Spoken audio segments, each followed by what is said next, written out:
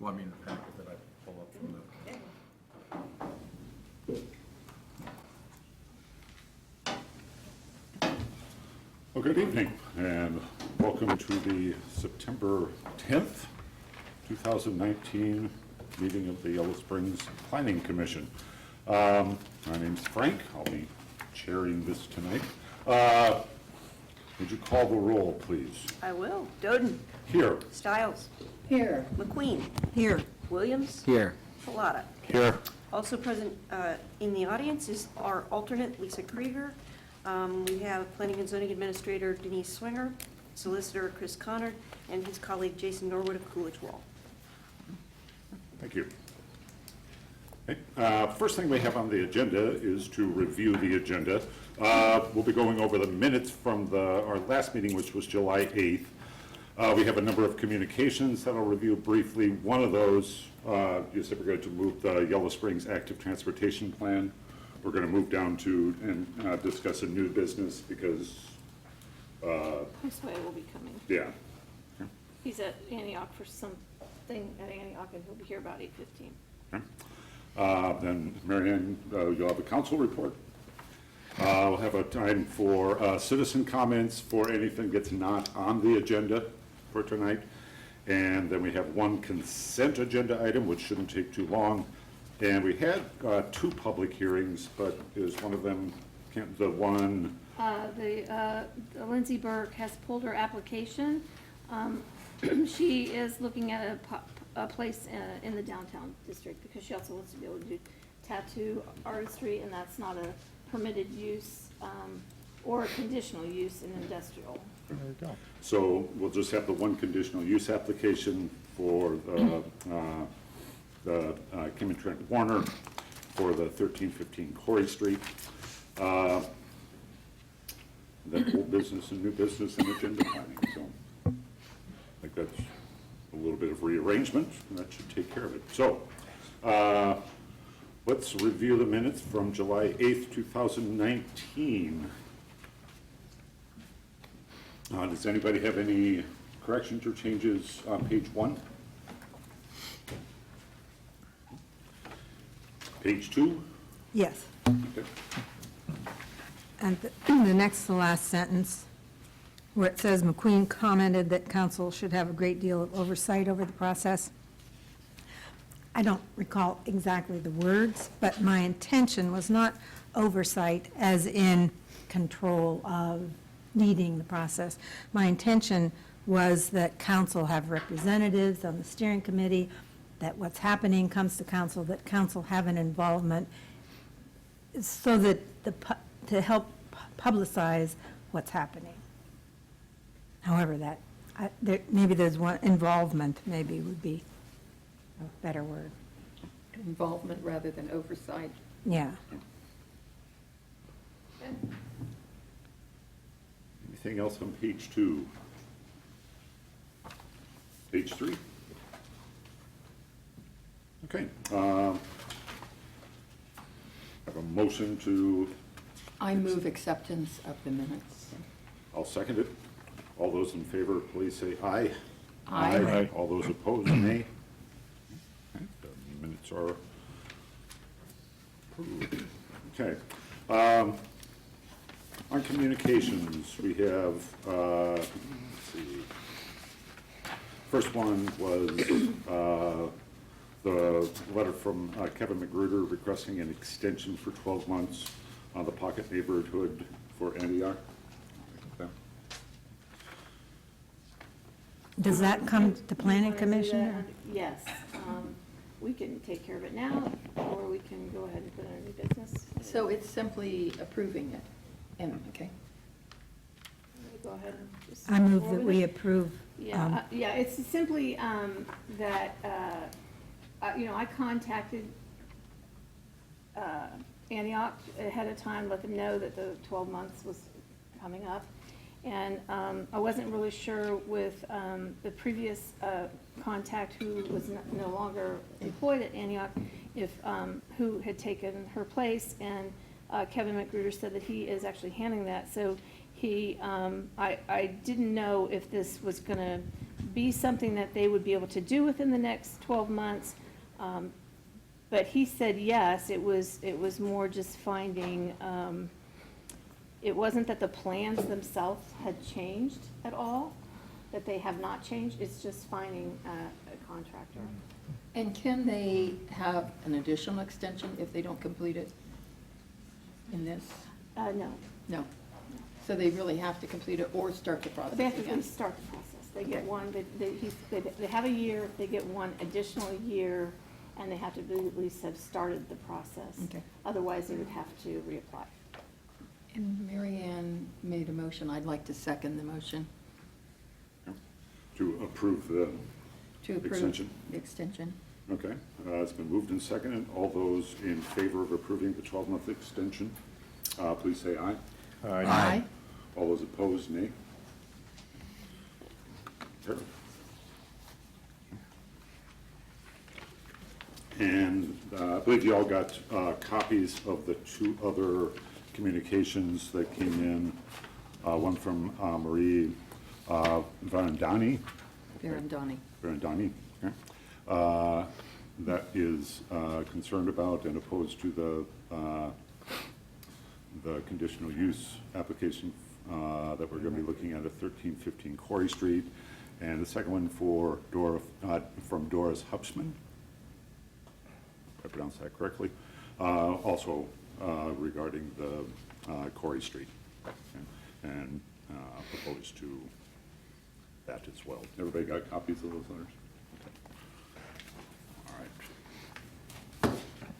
Okay, that's all we have for council reports. Like we said, the active transportation is going to be moved down to new business. So, council reports. Yeah. Mary Ann? So council had the second reading approving the new solar ordinance, which changes how people who have solar installations on their property, how they get paid by the village and how they are paid by the village. And it really raises the restriction of a certain cap, but it changes that financial relationship so that it's not, let's say, draining the village of resources through the electric fund. And that was a collaborative effort, and the people who were doing solar were happy about that, and I think it seemed like a win-win.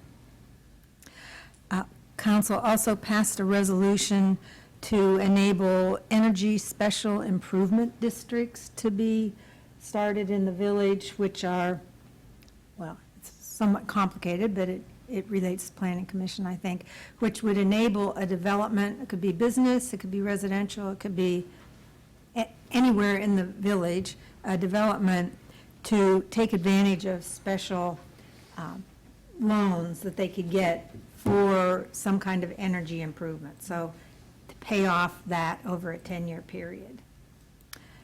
And there was a discussion about the Active Transportation Committee and the possibility of it becoming affiliated with the village government, perhaps as a subcommittee of Planning Commission. There was no decision made about that. But that might be something we would want to discuss. And lastly, and I noticed Mitzi Miller is here, and I'll let her make whatever comments she wants to make, but the issue of where solar panels are placed was brought up at council meeting. Now, that has various ways of looking at it. What I was thinking about was really about if someone it impacts someone else's solar rights. In other words, like if someone has their solar panels on the south of their roof and then someone else builds up, right? Yeah. That I thought that was something that Planning Commission might want to discuss. We never dealt with that. Yeah, kind of the issue. solar rights, I went, we did put that under agenda planning for a future Okay. meeting, because that's going to Okay. be a much bigger discussion Okay, about like right to the sky and. all right. So that's have a question of something that may not necessarily be appropriate, but I saw a letter to the editor about Short Street, about closing it off and parking. And that seems like, since it involves parking in that probably planning should be involved in it. Well, as my understanding is that That's why That's- it's now on. on- I had brought that up to Josue when I first saw it.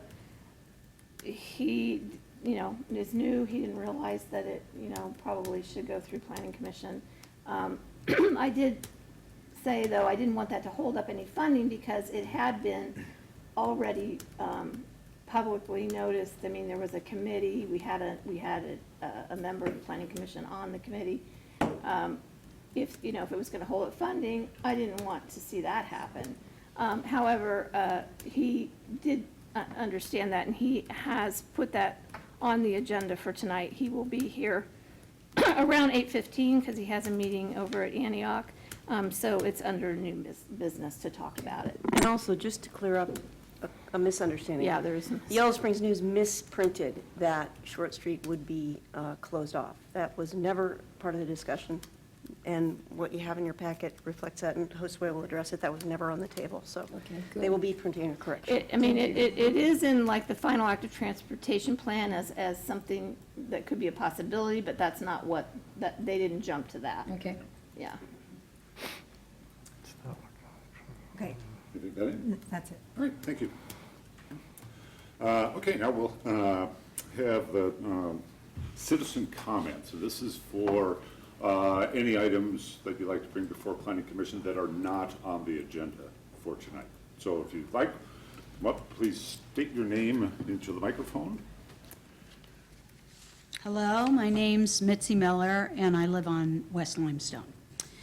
I spoke at the August 19th council meeting with my concerns about solar panel placement in Yellow Springs residents' properties. Denise Swinger shared a couple years ago, she asked Planning Commission to consider making solar panels an accessory structure. She stated that they do have requirements. They can be placed on roofs, but if put on the ground, they have to follow accessory dwelling requirements of 10 feet from the rear of the property and 5 feet from the side. Also, Karen Winthrow questioned trees, and I think that was pretty much addressed as being residents' responsibility. But the other issue was new structure impacting current solar panel placement as well was brought up. Brian House suggested these concerns be addressed in September's planning meeting. I'm asking this board to make this a priority, since many people are looking at adding solar panels to their property. And I believe some kind of stricter guidelines as to placement needs to be considered so people aren't falling through the cracks in what they determine they're going to do. The other concern or thing I'd like to bring up is it looks like on September 17th, you're going to be working with Home Inc. on the 54-unit senior housing project. I brought up this concern before about addressing visitor parking, and it was suggested maybe working with Friends Care on using their parking area.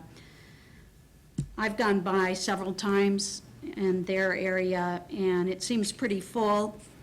If it's going to look like the street might have to be widened and parking put on the street, I'm asking that Home Inc. Be responsible and that it doesn't fall back on taxes and homeowners.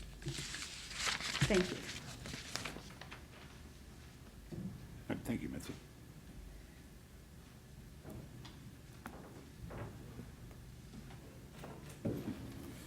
Anybody else? Okay, thank you. All right, we'll go on then to the one item that we have on the consent agenda, which is replat of Lot 1 of the Zell additional lot on South High Street. Everybody have that? Now, what do we if it's not brought up for discussion, it's considered approved. You have to make a motion to approve the consent agenda, and then Yeah, what you do. thank you. I move we approve the consent agenda. I second it. It's been moved and seconded that we approve the consent agenda item. Any discussion? Okay. Would you call the roll, please? Yes, Stiles, Yes. Williams, Yes. McQueen, Yes. Pallotta, Yes. Doden. Yes.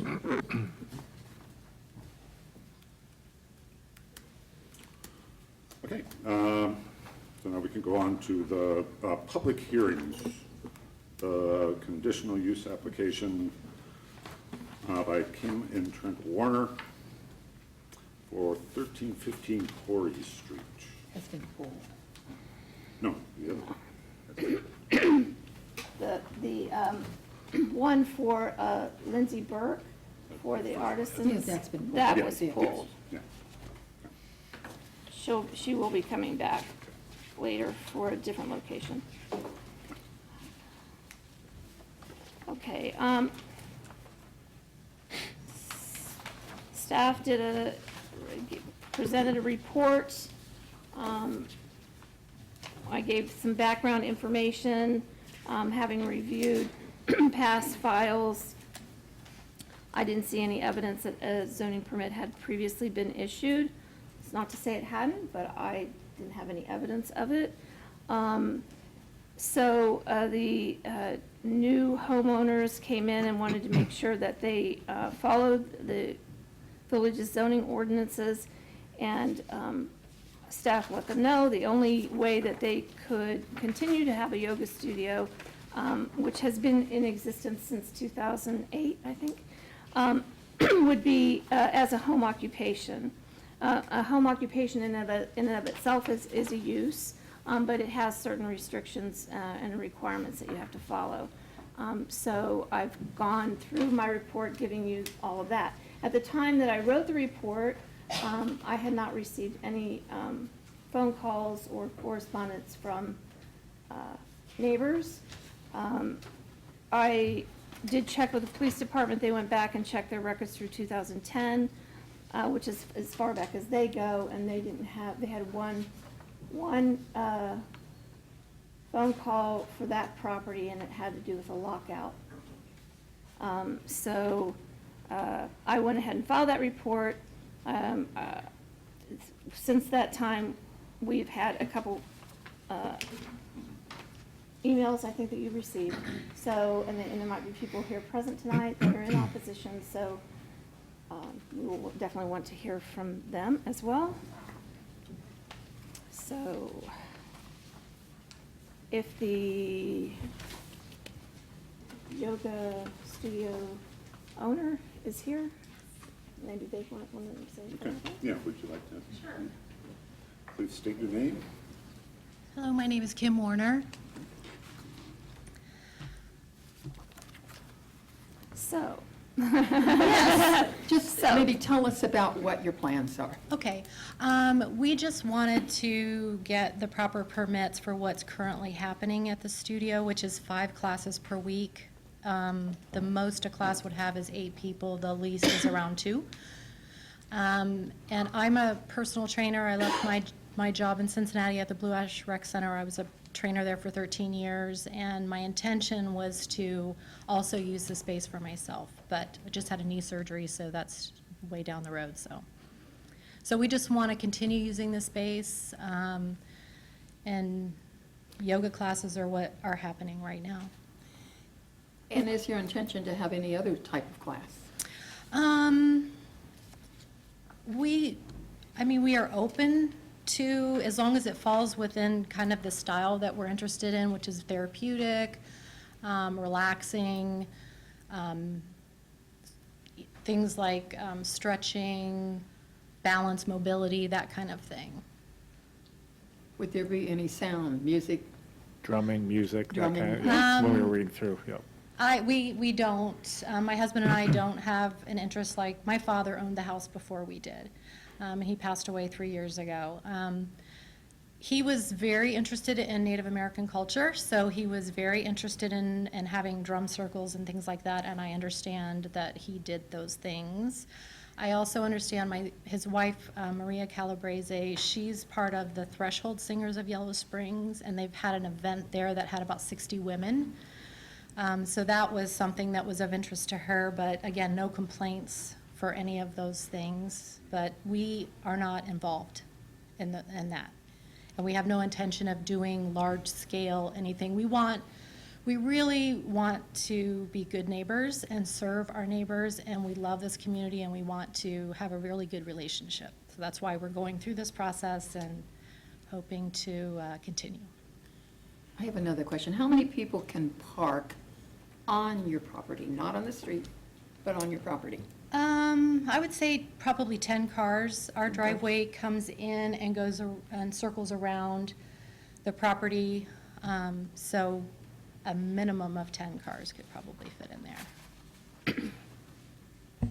So there's actually an entrance on both Quarry at the top, and then also, Hyde. I guess it's still Quarry, but Is it's. it- oh, yeah, it's still Quarry, yeah. But yeah, so you could actually just do a one-way through either way, or, Two driveway entrances there. Because I think that is the concern that, at least in the two things we have from neighbors, that they're concerned about on-the-street parking because of the curve there, the danger that I guess people would park sometimes maybe blocking somebody's driveway or. If that ever happened, we would not tolerate that kind of thing. And there's such a small group of people that attend the classes. Carmen is here, she's part of the Kula Cooperative that works with those folks. They're very easy to communicate with. They would never do that. I'm assuming that happened when there was a large group, and there was just no room. But is it dangerous to park? Do we have the ability to park on, like if our family or friends come over to park in front of our house, the frontage there? yeah. So is parking on the curb dangerous? Well, I understood one of the letter concern was there were cars parked on both sides on the curve, and then there were cars coming from both Oh, directions I see. meeting. Yeah, There was I a see. limited amount of space. Oh. Was one of the concerns. Judy and I were talking about it too, because you have, that tends to be a shortcut for Morris Bean, and so at certain times of day, you'll see, there'll be a lot of cars that cut through there, rather than going under the covered bridge. Oh, okay. So, Okay. and then, there are young children on Oh, that yeah. street, where that curve is. Right. So, Denise, what is the speed limit on that 25. street? 25. So, I mean, people using that as a thoroughfare is of course not related to this, Not Yeah. appropriate. but it seems like if that's happening, then the village needs to take some action regarding that, whether it's signage or putting up, the thing that says how fast you're going. That seems like. We do have one of an those on additional- Corey right now. Yeah. Yeah, Oh, okay. with the speed limit. I was wondering about that because there's a riding stable close, about one house away from us, and they had an event last weekend that had a little bit of overflow. Of course, it didn't bother us, but I was just wondering if that too is frowned upon. Okay. Okay. Well, I guess she's brought up a point. Is there a difference between a one-time event and something that's happening? I mean, because a home business, my understanding, when you're having people come, you can have no more than 40 per week. So if you were having 5 classes a week, each class, you could only sign up 8 people. Which is Because- more than we have. Because if you sign up more, then you're going to have more than 40 people during the week. Okay. and we, and one of the requirements in the home occupation is that we ask the owner to keep a log. So if at any time we want to see that log, we could ask them to provide it. I believe we do. So I'm Carmen Milano, and involved and have a little more history with the group, with Kim's father. So in other words, a log of each time there are visits of the classes, how many people there are. Okay, I can show you the last 4 or 5 years, certainly. Yeah, I have that, and we can easily just, now, do you want that reported? Do you want that given to you periodically? We just or- want you to keep a record of it. If Okay. it becomes an issue, then we want to be able to, if you Okay. could provide that. Yeah, so we do sign-in sheets with all of that, so, yeah, we can easily do Yeah. that. I think a question I have too is regarding the fire department, having the fire department inspect, because you're having people come into your home-based business, see what their thoughts are, egress, escape routes, whatnot, fire extinguishers, the whole thing. I think we've done that with conditional use for transient guest we're lodging. I now think this making would that a probably be a good requirement, yeah. conditional use. We're to totally be- open to that. We have 2 entrances to that part of our house, so 2 exits as well, so. This is something new that we're requiring in the Okay. transit guest lodging, and the fire department has to issue a certificate that they've inspected it, and then it would be an annual inspection if we make that a condition of use. They don't just inspect that you have smoke alarms or carbon monoxide, but they actually look at like how you're plugging things in to outlets, and they really kind of do a Right. full inspection. Great.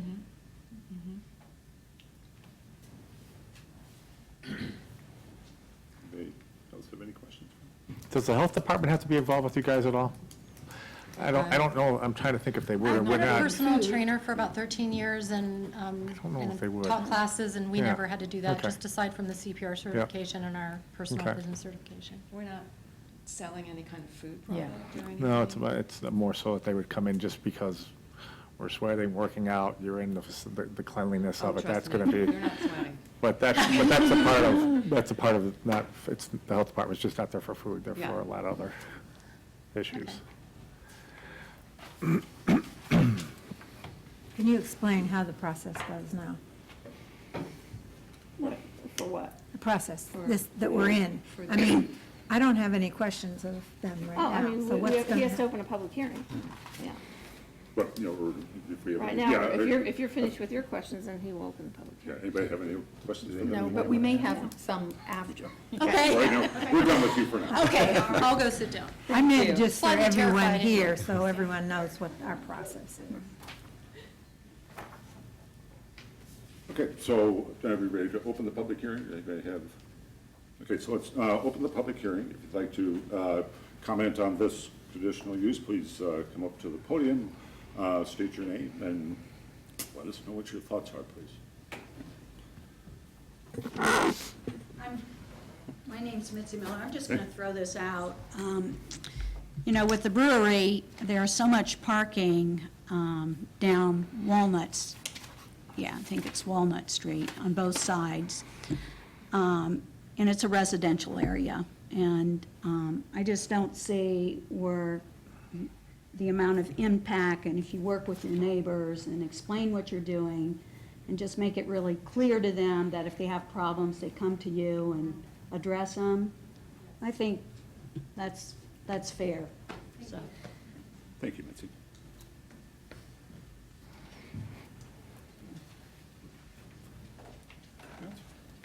Hi. Hi.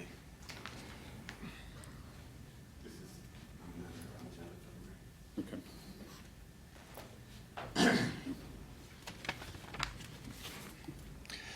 I'm here representing, Could you just state your name, please? John Fleming, Okay. and I'm here representing John and Barbara, who have lived at 1308 Corey Street for the last 31 years. We absolutely oppose the use of the residential home at 1315 Corey Street for yoga and holistic classes for the following reasons. The area is zoned for single-family residencies. Such classes would increase traffic and parking on a residential street.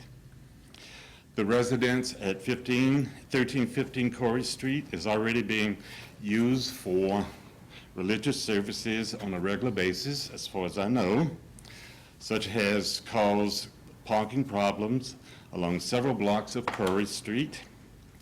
Our property has cars lined on both sides of the street, preventing our guests from being able to park when visiting our home. Over the years, we have tolerated the inconveniences and have not complained to the Planning Commission, nor have we filed a complaint with the police department, but we certainly could have done so.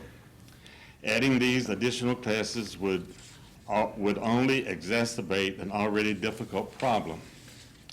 Often people drive too fast along the section of Corey Street. Having cars parked on both sides of the street creates a safety problem.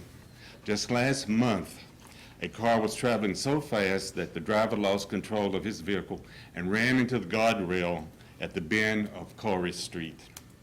In addition, the Riding Center across the street from Corey has training classes and a riding meets that bring in traffic that includes cars, trucks, and horse trailers. Adding the proposed commercial enterprise would totally change the residential character of this area. There are a number of children who live in the neighborhood.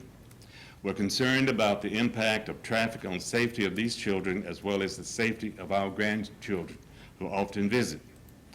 The residential area is currently a quiet street. Regular classes with numerous people going in and out throughout the day and possibly night would create an unacceptable level of noise. We are opposed to commercial use of the property because of the impact on the residential property values in the area. The commercial use of the property would especially have a negative impact on our property values since we live directly across the street from 1315 Corey. Finally, we raise the question, are the Trents the new and sole owners of the property at 1315 Corey? If not, is the property currently being occupied by more than one family? Sincerely, John and Barbara Fleming. If you have any questions, I'll be glad to respond.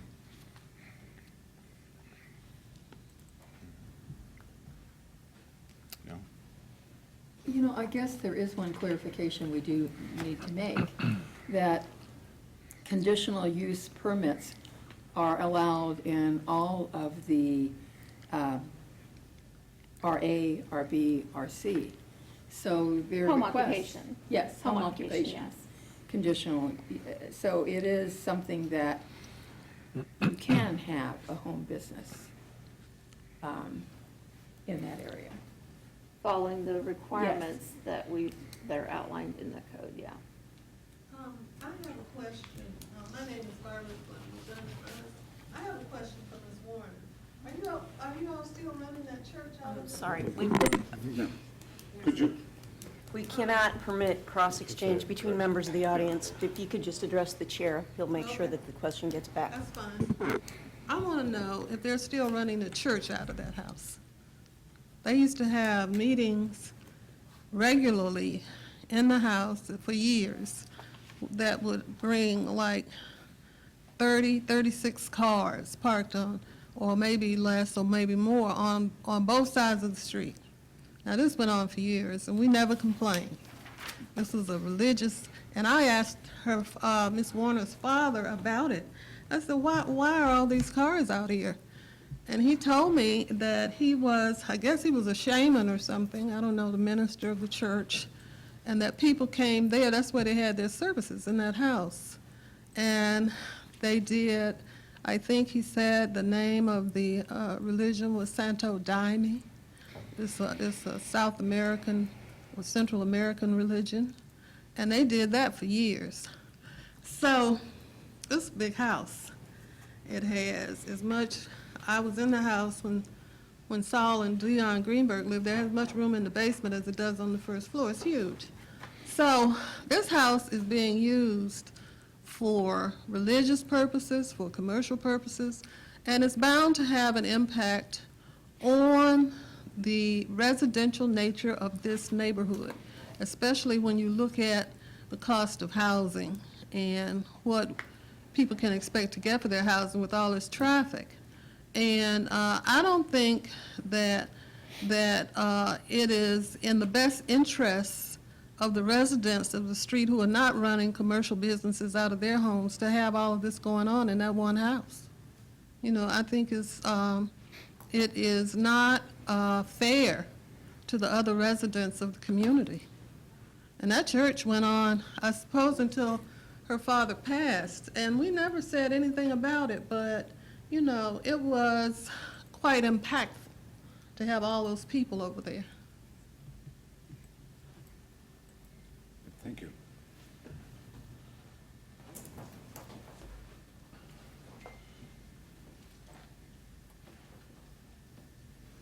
Anybody else?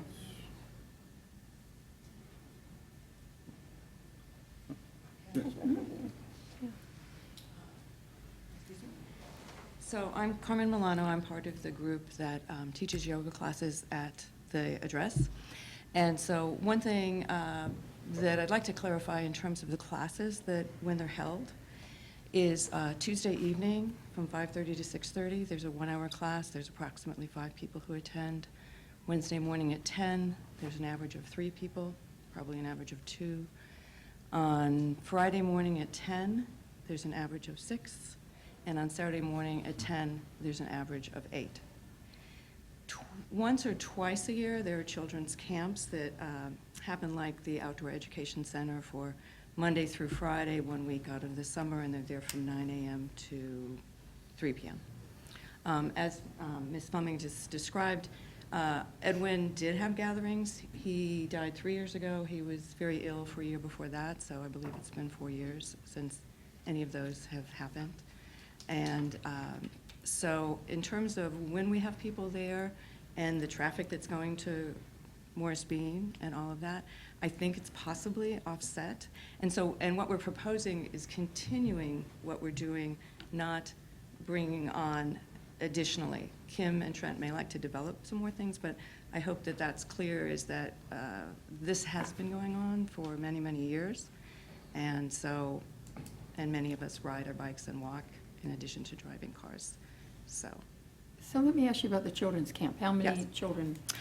Typically, there's anywhere from 10 to 15 children. Okay. 15 is a max.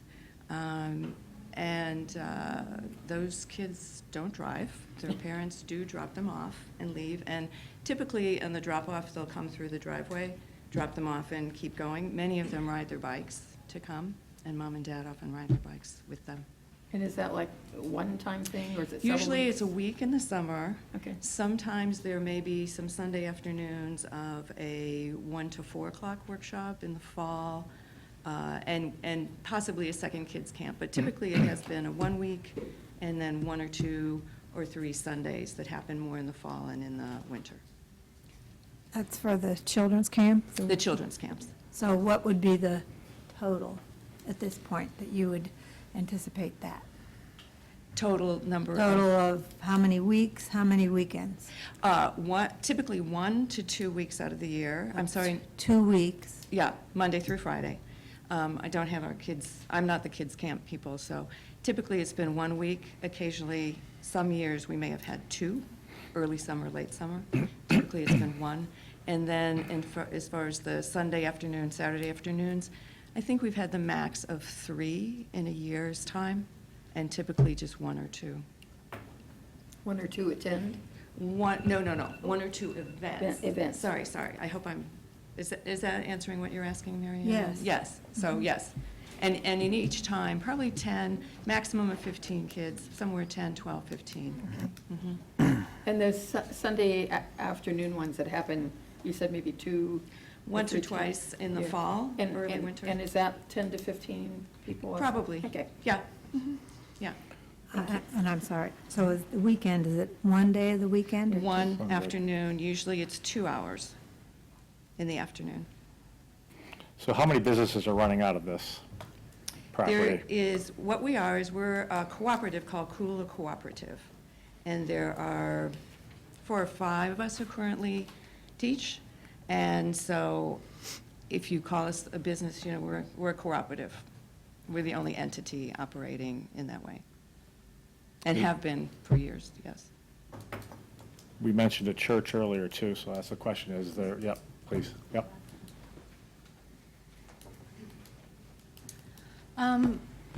I was not a member of that church, nor would I ever be in the future. He did have a lot of friends from South America that would come to this country, and he'd be allowed to stay downstairs. He has like we have 3 extra bedrooms, it's mine now, so 3 extra bedrooms downstairs or 4 extra bedrooms. And so I'm really sorry to hear that there was such a negative impact. I never heard word one from my dad about any negative, anything from his neighbors or anything. And my husband and I have no intention of doing anything on that kind of a scale that would bring that kind of a negative feeling for our neighbors. We don't want that. We, Can I ask a question? No, not yet. so I'm not a member of that religion. I don't believe he ran a church out of the house. They did live in South America. They might have come once a year, but I don't really know the details for all that. Was there another, was it just How about the many church? people live in the house? 2. My husband and I don't have children, and we just are living there. Since I'm a fitness professional, this appealed to us. Even though it's been 3 years since my father passed away, I saw it as a way for me to live in a community that we really fell in love with. When my dad was sick, we spent a lot of time here. We actually lived with him for a while he was sick. So it's just something that we started thinking about. It's like, I could do this as, leave the Blue Ash Rec Center. I was there 13 years as a personal trainer, and I also managed the fitness center, and I saw myself bringing my skills here to the space that's available in the house just for myself. So would you be having your own clients? I really don't have plans for it. I just had a knee surgery, so anything that I'm going to do in the future is going to be a lot more low-key, focusing on balance and mobility and flexibility and things like that. So not the traditional personal training that I did at the rec center in Blue Ash, which was more weight training and teaching fitness classes and things like that. So if you were to have your own clients separate from the yoga classes, would that be like one person at a time? It would definitely be one person at a time. if I And did that. at this point, you have no plans I for that? have no plans, and I don't even know anyone. Like, I don't even have, I haven't even met that many people here yet, aside from Carmen and some of the folks that teach and attend the classes. I want to ask, I guess, Denise something. So I hear that Kim is not in a position right now to do personal training. Sounds like she doesn't know whether she would in the future or not. So my question is, would it behoove us to consider that at this point, or put that off the table, and then if she wanted to do that, bring it back? Well, I mean, you can have up to 8 people in a day, so if she monitors that herself. So if that were part of the 8 people, then that would be, okay. Isn't that not gonna work that another hard. business, though? Wouldn't that be another, I'm just asking, isn't that another business? Now you have personal training, you have the kids camp, and you have Well, the yoga. in the application, which I think I did put in here, was yoga and holistic classes. There was no clarification as to what that meant. Okay, they mentioned something about co-op, too. And I think the first line, Yeah, It's called the Kula Cooperative. so that's Yeah. that's a buzzword for me, though, because if you said we're co-op, when you read the permit application, the requirement shall be waived if the following conditions apply to home occupation. The proposed home occupation will not employ any persons other than the residents of the dwelling. Plus one other person. Well, we've mentioned a kids camp, and Yeah, Right. that was not something I was aware of. so, okay. The sheer number of the kids might be problematic, and Well, it might be just something that could be done somewhere else. the number employed. The residents can execute a home occupation, Yeah, you can but have- just the You residents, can have the residents and up to one other person. up to one other person. For Is that- a home occupation. Right. Is okay. that one person at a time? Can you have could there be 2 different people? person each day. One person is here 1 week or day, It's doing and frog hairs now, so that's a legal question. We never, the code doesn't specify that. because I remember we talked about that with the food service one on breakfast was it Walnut? Mhm. that we talked about that. Right. How many people would be teaching the yoga classes? So really, we're just asking for what exists today, and what exists today is four? Four. Four. Four for 5 classes. So there are 4 different teachers? Uh-huh. But they're not all there at the same Oh, time. no. They're all there. And you're Different not, days. none of you are employing each other. No. So this is really a different, that's what the co-op is. There's not an employer and an employee, it's 4 people who are doing it. But it's home occupation. Chris, how does that fall under a home occupation? They're using that residence, yeah. Well, let me ask you this. Are the people who are teaching through the co-op paying a fee for the use of the space? Yes. So the business operates as follows, that someone signs up for a yoga class, they attend the class at the designated time. The individual who teaches that class is compensated through the fee that the student pays. And then that teacher, regardless of who it would be, then would pay a fee for the use of the space to the owners of the property. Is that right? Yes, we funnel it all at one time, collect all the money at one time. In other words, 5 people are not paying Kim, it all comes together. But yes, the conduit is through the Class B, and then there is a fee paid for the use of the space. Does that answer? Because your cooperative is functioning as one.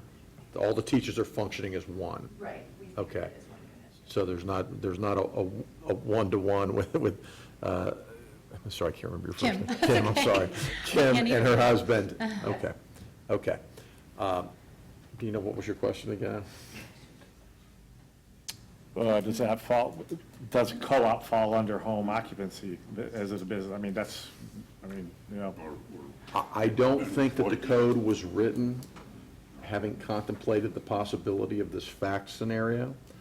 I think that Denise and I would need to talk about that, and I'd probably have to dig in a little bit with some research to parse out the plain meaning of what was intended here. And we'd have to look to some other sources, I think, to get to that place. And then depending on how Planning Commission sees that, that could suggest that maybe we ask that this matter be continued and that the applicant consider asking that the matter be continued so that we can explore that question, because this is a fact that wasn't known to Denise. No, and it's interesting because when it says that the use shall be carried out by the residents and one other person, well, technically, that is what is happening at that moment. But you're having the use is being carried out by the residents and that one person, but it's only on that day. It's another person. That was what I'm understanding here, is that, you know. Subsequent days, right? On subsequent days is what I'm understanding, and that's where I don't know. I was involved when we were doing the rezoning thing, and my understanding of the intent was to not have a business where you're having a number of people working there at the same time. So the most people you could have working there was the owner and one other person. I see. And So that- for And I traffic think, and- as Chris said, it wasn't the idea of a co-op where you have each one person there at one time doing something. Wasn't. Well, Denise makes a great point, and let me make this observation generally. It seems to me that this doesn't violate the spirit of what was intended by a home occupation in this instance, because we have to take these on a case-by-case basis, because each conditional use is different. There is a principle in law that sometimes doesn't make sense, but, and that is the definition of a person does not always mean a human being. A corporate entity is a person under the definition of law. And so if there were a contract with a corporation, there's an argument to be made that that corporate entity would be the person. So if one were to look at the co-op as a singular entity, that would be one person. Again, I see the logic of it, I'm not prepared to weigh in with a formal legal opinion in the context of right now, but I share with everyone here the logic of that, and I will confess that it's likely that because Jason and I would work on that, that's where we would likely end up. I mean, I'm going to give you the example that that's ultimately what justified the Citizens United case on campaign finance, was that corporations were beings because the law recognizes that. So another question I would have, then if we would set conditional uses up, would it be two different sets, one for the kids' camp and one for the yoga studio, since they're different businesses? Or are we just going to make a general blanket? It's not entirely clear to me exactly what the kids' camp is, but what I've heard is that it's a one-time-a-year event. 1 or 2 times a year for a week. And on some Sundays? And it's Some 10 to Sundays. 15 children. Okay. The kids can't operate through Kula Cooperative, so it is operating through that cooperation, that It's another bundle. business. Yeah. So are we still in the public hearing? Yes. Yes. May I sit down? No, Yeah. okay. And I think she had a, Maria? Yes, please. I think Barbara had a question too. Hi there. Maria Verandani. I live next door, 1325. I've lived there for over 50 years. I wrote you a letter with all of the things that have gone on, and I've heard those children. It's not just a little bit. I hear them all, I've heard them other summers too, and I didn't know what it was. Now I know. It's a camp. So that's the least of the things that bothered me, what I wrote in that letter. And I think one of the things I said, a business like that needs a parking lot. I don't know if you, and that's why I'm glad you questioned them closely as to how many people are allowed on the street. I didn't know that was a law or anything that can park around. It's not just Corey, it's Birch Street, which is, there's that little curve that goes up there. So I don't know if I'm allowed to read my letter out, but Well, my, we have Well, they copies. have it. Yeah. did you Everyone's read got it? Did you Oh, yeah. all read it, Yeah. everything, and take into consideration what I told you? I've been a nice guy up to now. I had a lot of irritations. That's why I had to leave my house when those drummings were going on. I did that for several years because it was so irritating, and I knew no other way to get rid of it except to leave, you know. So, I don't want to get emotional about this, but it does bring a lot of emotion. And I've discussed it with other neighbors, and nobody knew what, you know, if this was a legal thing or not. So now I know that it wasn't. So, anyway, I told you that I heard the children. I hope I don't hear anything anymore, because that house has got thin walls, and it comes right through to my house, and my house is fairly close. So, I think that, House on the, can we It's see your house on at the the, picture? it's to the south there. It's just out Yeah. there. yeah. All right, I'm very close, I mean, it's really close, so I think the biggest problem with me is the noise, you know, because that is a quiet neighborhood, and this goes on every week, several times a week, you know, so it's not just a one-time thing where somebody has a party and all the cars are parked there. That's okay, you know, I understood. But now this is going to be going on all the time. And, well, if anything bothers me, I will call the police. I didn't before. But, you know, I don't think the police will help me. And so when I tried to call over there about people parking smack in front of my mailbox, blocking my driveway a little, hitting my trees, knocking them, I never did call the police.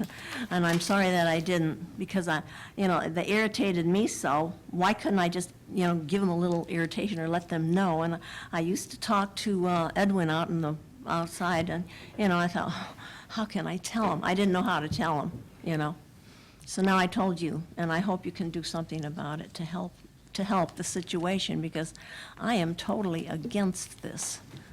Maria? Yes. I understand what you're saying about the parking. The noise, my experience of a yoga class is pretty quiet. So can you talk more about the noise, like? There was no noise. I didn't know what was going on in that house, honestly. I didn't even know it was Edwin that was doing the drumming. And then Is that the when he noise? passed away, all of a sudden it stopped, and I only just learned recently that he was doing the drum. I thought this was all Maria Calabrese that was doing this, because I think her name was on that sheet. Are you still hearing the noise now? Not the drumming, no. Is there other noise that you're Yes, hearing? there is other noise, voices. Like I said, I just hear those children, but it isn't as little as she thinks when they let them out, and I thought, where are all these children noises coming from, you know? I didn't know. I didn't, nor did I even bother to go find out what it was, but now I see that they're holding a camp, you know, and that's been going on for several summers now. So this is the first time I heard about a camp. So during the week, on a regular basis, are you hearing noise from the house now? Just that. No, because they haven't gotten started. But there is parking out there. And just recently, there was lots of parking on both sides, again, you know, so, and I know how to go around that curve. I've tried many times, and I've gone around that curve thousands of times. In 50 years, that happens, you know. And I have tested it many times. You cannot go around that curve more than 20 miles an hour and stay in your lane. 22 miles an hour, you're in the 20 miles per hour, and you are in the next lane. So I know about driving through it. There's ice on it in the winter that stays there. I have no idea why it stays there. I think it's in the shade. And I've had friends from across town ask me about that curve, and I said, I know, I don't know, but I'm used to it. I know what's coming up, so I drive very carefully around it. But that's why I brought it up in my letter. Thank you. I brought up everything, every single thing came from my heart and my mind about what has gone on there. So, Maria, are there children in the neighborhood there? yes, there are children. live And the bus stops there around the corner, Birch and Corey. You know, and there are kids who come down and use it. So, any questions? Thank you. Thank you. I have a question. Ask this properly. I want to know, since I'm not allowed to speak to Ms. Warner, is that church still meeting in that house? I think she said no. said no. No, she said she didn't go. No, she That's said what no. No, she said no. She said no. Is That was the something her church still father meeting? did. And since her father has passed away, that they have not been any meetings at the house like that. And in fact, that her father was ill about a year before that he passed away. Okay. So it's been about 4 years. Okay, well, I'm glad to know that, because that was a real issue with all those cards. But the other thing I want to say about this meeting and the discussion, the tenor of the discussion, this house has been turned into a commercial venture. It is a residential facility, and it has been turned into a commercial venture. The people who are renting there don't own it and don't live there. They're running a children's camp, yoga classes, holistic health classes, and who knows what else. And they've been doing this for some time. So I think the real issue for the council is, what kind of house is this? Is this a commercial establishment, or is this a residential house in a residential community? Because you all are discussing this like it's a commercial establishment. And I don't know why anybody who doesn't live in that house is allowed to rent space in there. That doesn't make sense to me. And if it's a commercial venture, you all should label it as such and let them post signage and, you know, the whole bit. Mrs. Fleming, I can answer that question. The code permits people who reside in a property to engage in a home occupation, which means that would be conducted within the confines of the property in which they live. The applicant, Kim, and her husband live there. It's my understanding they own the property. It sounds as if she inherited it from her father. So this is all contemplated exactly as the code had She said she requested. didn't run any businesses there, but other people do. I think that she's made clear and she's been pretty transparent about what's happening, because that's the reason she's here with a permit process, and that's the reason there's a hearing today. I don't think the issue is transparency. I think the issue is if she's the owner, why are other people renting for space from her to run commercial businesses in her house? She is not running them, they are. That was It's clear. not much different than an Airbnb establishment. It's something that's contemplated, and she's asking permission to do that, and that's the Well, purpose she's of the been hearings. doing it. Why does she need permission now? Because the code requires it, and she's trying to follow the law. Well, I think that these letters that went out didn't even include the children's camps. I didn't even know they were holding children's camps there. So this is a commercial establishment across the street from us. And it is bound to affect our home and any other homes around it, with people coming in there renting, space for their businesses. That's what downtown is for, and that's what the business corridor is for. And I don't see why we even came down here, because she is not running anything out of that house. She's renting space to other people to run their businesses out of her house. And so I don't understand how you can say that she is entitled to run these businesses when she's obviously not doing it. I didn't say that. I said that the law contemplates that she could be allowed to do it, and she's here to obtain a permit if the Planning Commission agrees to it, because that's what a conditional use is. Is there anything else you want to share with the Planning Commission? Well, I think all of this is very strange. That's what I want to share, that she could be down here renting space, commercial space, to people, and she's not running the business herself. And that this home is essentially a commercial venture now. It's not a residential establishment anymore. I think that's awfully strange, and I don't even know why we were asked to come down here. Thank you very much. And Ted wants- I think Rose wants to say something. So for the last 13 years, I've been a American College of Sports Medicine personal trainer, and I've also managed the Blue Ash Recreational Fitness Center. So I do run the fitness studio. It's my intention to manage that. Carmen does a great job, but that's my new job. That's what I left Blue Ash. My husband works outside of the home. He travels a lot, but I am involved. So that is my intention, is to be involved with that and make that my career. Okay.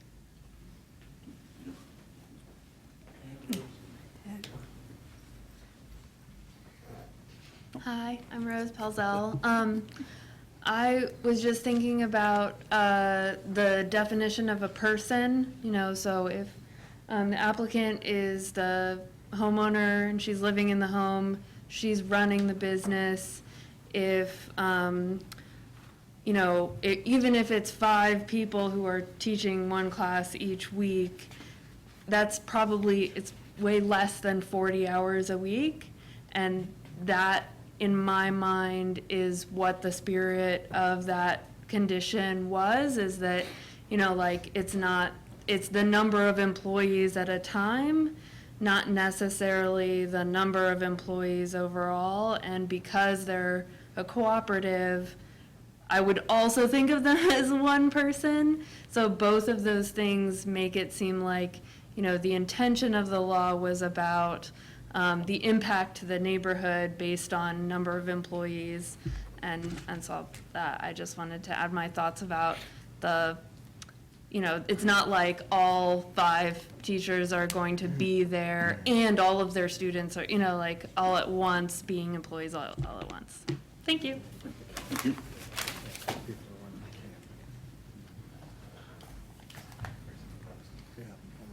My name's Ted Donnell. Something that the Ohio Building Code distinguishes between a home occupation and a business is that a home occupation is run by an individual within their resided residence to conduct business that is personal to them, that's not open to the public. And the code goes into a detail about having the ability to have an employee.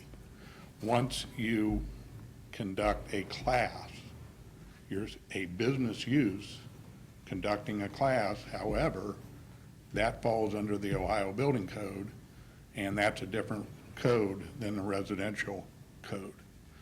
Once you become a business in the Ohio Building Code, you have to offer all of the life safety things, means of egress, exit lighting, emergency lighting, handicapped accessibility, all of the things that are afforded to all individuals who visit any business. So in the interpretation of what an individual is, the Ohio Building Code definitely has some override in what that means when you become a business. And Ted, before you leave, so the zoning code says that you are allowed to have people come to the house in this home occupation. So if you're saying that kicks in the There's a difference Ohio. between somebody, like I have a home occupation as a sole proprietor. I'm allowed to have guests to my house. Those guests are invited, and then it's up to me to describe the conditions in which they come. If there's a handicapped individual, I have to go to them. That's the way my insurance rules. So if, however, you conduct a class, where that's the big distinction is having a class where 8 people come in, they're invited in by the class, but that's open to the public. And so that's where the ADA kicks in and all of the other life safety things kick in. Okay. I have a question about that then, because, I'm thinking of, and it's been, I think, maybe 2 years ago, and you were on planning then, that we had, and I can't remember her name, who had served the breakfast on Walnut. Nora. And so there were a group of people that were being invited in for the breakfast, but we never talked about zoning code.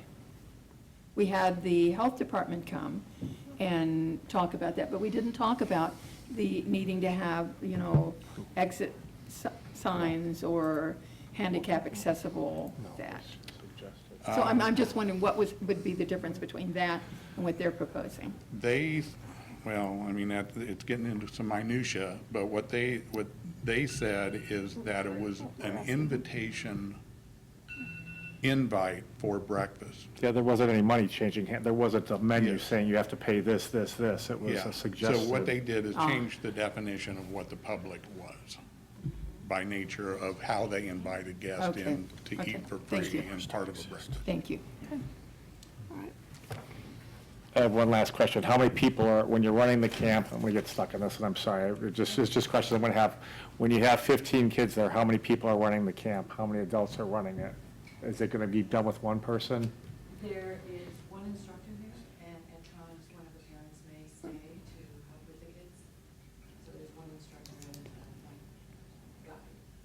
And is the parent paid? The parent has been paid recently, originally. Okay. They volunteer. There are very strict guidelines about housing children and what kind of precautions you have to take, and what Yeah. kind of infrastructure Yeah. you have to have. What do you mean to wrap this up? That's a condition. There's got to be conditions for it. Okay. There are very strict guidelines about how you manage children in a group situation like that, and I don't think any of that is being met in this situation. I think that this whole situation to me is rather strange, as I said. I don't get it, and I don't know how you can put 2 groups of children with one person. That is basically, when you look at what the health department and other departments require for teaching children or doing anything with children, you have to meet very definite specifications about what kind of infrastructure you need, what kind of staffing you need, all of that. So So I think they're running some substantial risk over there in that house.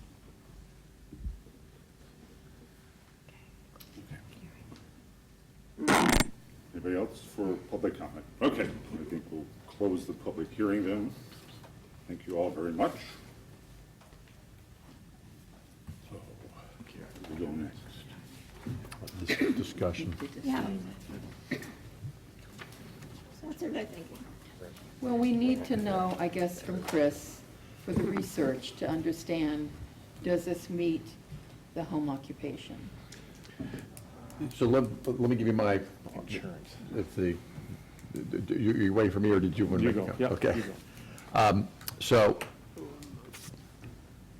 the initial comment I have is, this is clearly, I think, a situation of first impression that Planning Commission has had to deal with in the context of the co-op. There's been a number of very, I think, insightful, valid comments. I think that we would all tend to agree that the spirit of the Yellow Springs Code is to allow, and frankly, the law is to allow property owners to use their properties in ways that they want, as long as the limitations are reasonable. I think that, I know, council has spent time talking about affordability and other things that would permit or make living in Yellow Springs a bit more affordable. So we have a number of interests that would weigh in favor of supporting a home occupation like this.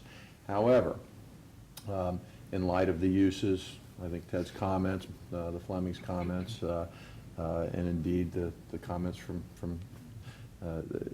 Kim and Carmen, I think, yes. The legal research will start with the threshold question of what is a person and whether or not the code contemplates a co-op as a form of person. Then I think that we've got to look into what Ted says about the building code, and there may be a distinction between the operation of the yoga studio and whether or not the day camp.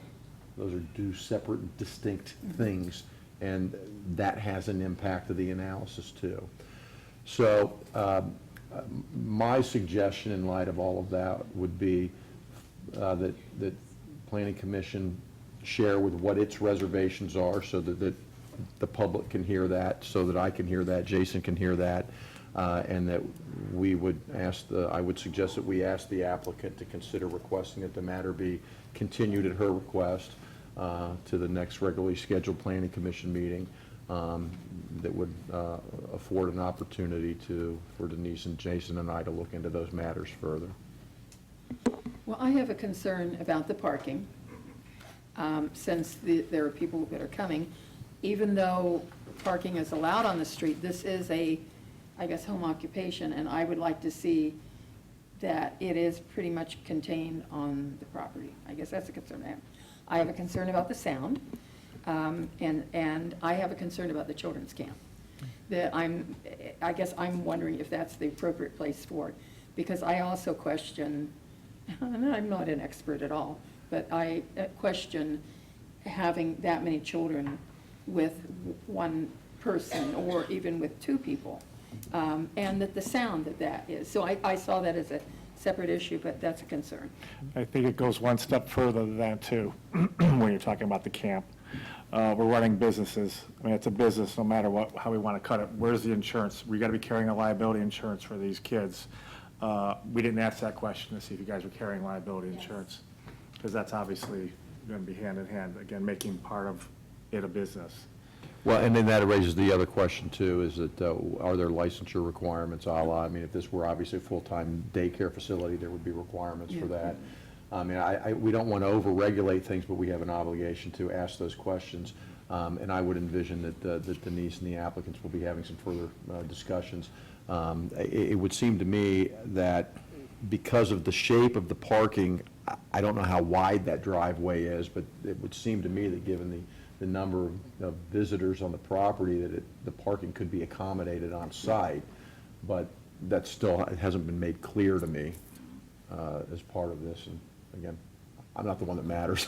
And definitely interested in the what is a person definition and how co-op fits into that, as well as, and it might be especially because of the children's camp and the number of people coming in, the building code and the safety code and inspections and everything necessary for that number of children, I think is a big concern. I do want to say this to everyone in the audience, but particularly say this to the Flemings and to Maria. Under Ohio law, the starting point for any discussion involving the use of private property is that property owners are entitled to use private property in the way that they want, subject to the reasonable limitation of the zoning laws of the community. And the guidance and advice that the village solicitor or the law director in any community has to give has to take that into account, because we have to give advice that takes into account what the legal requirements are, because property owners have rights to challenge, but you do too, and you're here voicing your concern. So I want everybody to understand that. It's a very interesting legal issue that I'm curious to see where it comes out. But the governing law starts in that place that you have to find a way to try and accommodate a property owner's desires to use his or her property. And I don't know exactly where we'll come out on this. Well, I have some things I would like to say. First of all, there are some other issues that have been brought up. One of them is not only the traffic, but the speed of the traffic. And I would request that the village manager look into that situation. It's, as people have said, it's currently, I guess, being used particularly perhaps by Morris Bean people as a fast way to get to wherever they're going, which is not the intent of that street. And whether there are things that can be done, traffic calming things that can be done to slow down that traffic, but that doesn't have anything really to do with this situation, I don't think. The other thing is that the Riding Center has been mentioned, they have events. Well, the Riding Center existed before any of the neighborhood existed. So we have that happen in town where a business exists and then a neighborhood happens. And so we have to balance the rights of the businesses and the neighborhood. My sense from having been involved with some of this zoning changes is that the spirit of the law is that the thing of the owner and one other person is about the size of the business, how much is going on, and that this, as far as I'm concerned, the co-op would fit into that category. And as Chris has said, affordability in Yellow Springs is a huge issue. There are probably many other people in that neighborhood who have a home business. You don't know that they do because it's not impacting. So the idea is not to try and not have people work out of their home, it's to not have negative impacts on the neighbor. So if we do approve it, I would suggest that we require that all parking be on the property, even though, I mean, if we can do that, I don't know if we can, because legally they can park, but that would certainly be a good neighbor step for them to agree that, for them voluntarily maybe to agree to have all parking be. And you make another great point, which is, ergo, this is a conditional use hearing, which means the planning commission can place reasonable conditions on the permit to use the property in the manner requested. The other thing about the noise, it seems like most of the noise complaints were regarding things that aren't happening, other than the children's camp. And I don't know about the legality of the children's camp, but I would hope that, given that we want to be able to have children in Yellow Springs, that there should be some flexibility about some limited period of time when children can be gathered and having fun together, even though they do make noise. That's what I have to say. And I, just throwing in a question for Chris maybe to bring back, or Denise to wrangle with, and that is the extent to which Planning Commission can have any purview over licensing, permits, building occupancy. Those are Greene County functions. And if those go off the table, that makes your process a little easier. And so that's just a question for the continuation portion.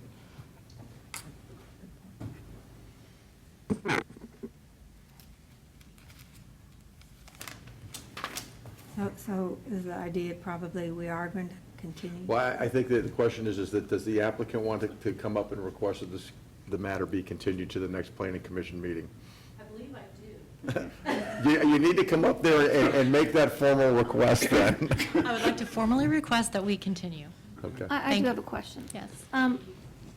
From staff perspective, with everything I've heard, I mean, I would probably make a recommendation in a report that the parking be off-street. Sound is kind of, It's a concrete up to- block house, Yeah. so it's Yeah. pretty soundproof. But I would like. But I understand there was a lot of, Yeah, so, drumming and. but I would probably want Planning Commission to explore the possibility of another location for the children's camp, especially with it being in the summertime. There are other places that you could have it. We're open to anything that makes peace and allows us to operate my business. Yeah, and at the very least, then, just requiring, if we were going to approve this tonight, parking off-street, children's camp, no children's camp there. And then that you at least have the basic fire inspection that we require of transit gets budget. Absolutely. And the building code to make sure that. I'm not bringing that up. I mean, Okay. if we're not going to if we're not having the children's camp, then it's kind of a little bit, we're not having 10 to 15 people there. Yeah. So. Thank you. Do we need to vote on it, or that's all? I would, someone should make a motion in a second and then vote based on the request of the applicant to continue the That would matter. continue the, Pardon me? I move we continue this to our next meeting. I second. would you call the roll? McQueen. Yes. Williams. Yes. Collada. Yes. Stiles. Yes. Doden. Yes. Okay. And who was the second on that? Sorry. Frank. Dino. Somebody own that now. Thank you all very much. Complicated, but thank you very much for taking the time to come down.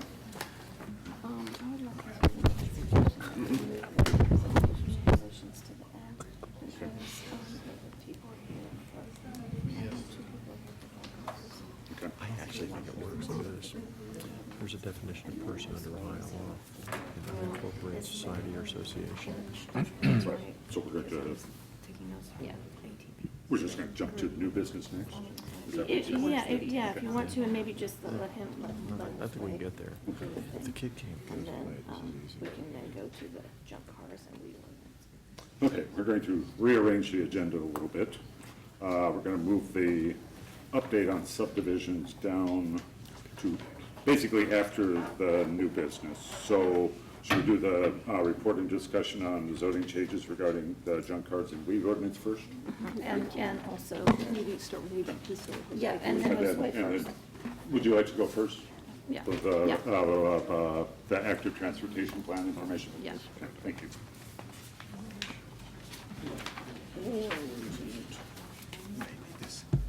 Hi, good evening. I'm here to provide an update on the Active Transportation Plan initiative to address traffic flow and safety concerns on South Walnut Street between Short Street and Limestone. You may have read from the newspaper and in our last council meeting that we're looking to address the recommendations that were included in the Active Transportation Plan. And the first initiative on the that we're looking to address is that part of that diagram is included on the screen that you see there, and that's to turn South Walnut Street from Short Street to Limestone to a one-way street. In the recommendation also includes the assignment of diagonal parking on the west side of the street. So we're looking to implement that recommendation. You don't see that on the diagram up there, but it's noted in the Active Transportation Plan. Which way would the one-way be going? It will be going from Short Street to Limestone Street, So. just as you see heading it. south. So you're looking at making Short Street a one-way?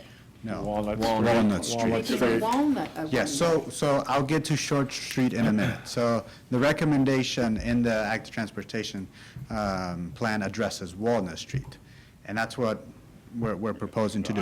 I was just confused because on the picture that we got, the diagonal parking spaces were going the opposite. So they direction. are in that picture, too. Yes, they are in that picture, Yeah. but that's And I was because the confused. recommendation is back-in parking. Yeah. Oh, And okay. if you're thinking of the traffic moving another pattern, then that would be pull-in parking. Okay. Now, the recommendation is back-in parking because there's greater visibility when you're pulling out facing forward onto the street versus backing out of a parking onto moving traffic. So, but the recommendation in the plan is back-in parking, but we've received a significant amount of feedback on villagers preferring pull-in parking. I hear that I've read the recommendation. My personal experience is with back-end parking, but that's my professional and personal opinion on that. But we're willing to consider pull-in parking for this initiative. That reduces the pain on residents. I have a question.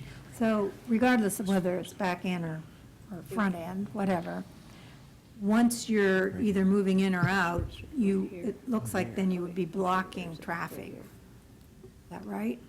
Temporarily until you clear the road, Because you're yes. either back in. Correct. I mean, why not just have parallel parking like it is now? Well, you can increase the Yeah, I know. number You of, can- yes. I know, but in terms of safety. In terms Stop of, traffic on parallel you parking. still, yes, you Right. still stop traffic. It's even worse watching parallel parking on Xenia Avenue. Right. I can attest to that on a daily basis. We can rate them as we watch them. It's a sight. Maybe there should be no parking. No parking. Well, I don't, that won't fly. I got an earful today about parking. The city of Xenia re-engineered right at 68 and Main Street, right by the courthouse, and they have back-in parking. That's significantly slows down traffic, and that's what you want next to a school. I mean, it's been pretty successful. But if you wanted any more input, you could speak with the city of Xenia. Okay, we'll follow up. I think it's slowed down the speed of traffic a tremendous amount, in a good way. In a good way, yeah. So it probably would have a little less of an impact, when you do, than parallel, because parallel, you're actually pulling up to a car that's parked, and Right. if you have somebody pulling up behind you, that causes a problem. And everyone behind you will know that you're parking Yeah. in this instance. Well, you hope they know. Right. Yeah, you're hoping that. Yeah, and I guess my experience is so many people have trouble backing up and parking. This is a little easier. This will be a little easier. We're not on a congested street. It's not Xenia Avenue. Well, I This know, but is I'm just- Walnut Street, which is going to be less traffic to begin with. Well, for a So- half an hour in the morning, right? Yeah, so I'll get into the drop-off and pickup. So the plan addresses parking on the west side of the street. We want to have parking on the entire stretch of the street, from Short to Limestone.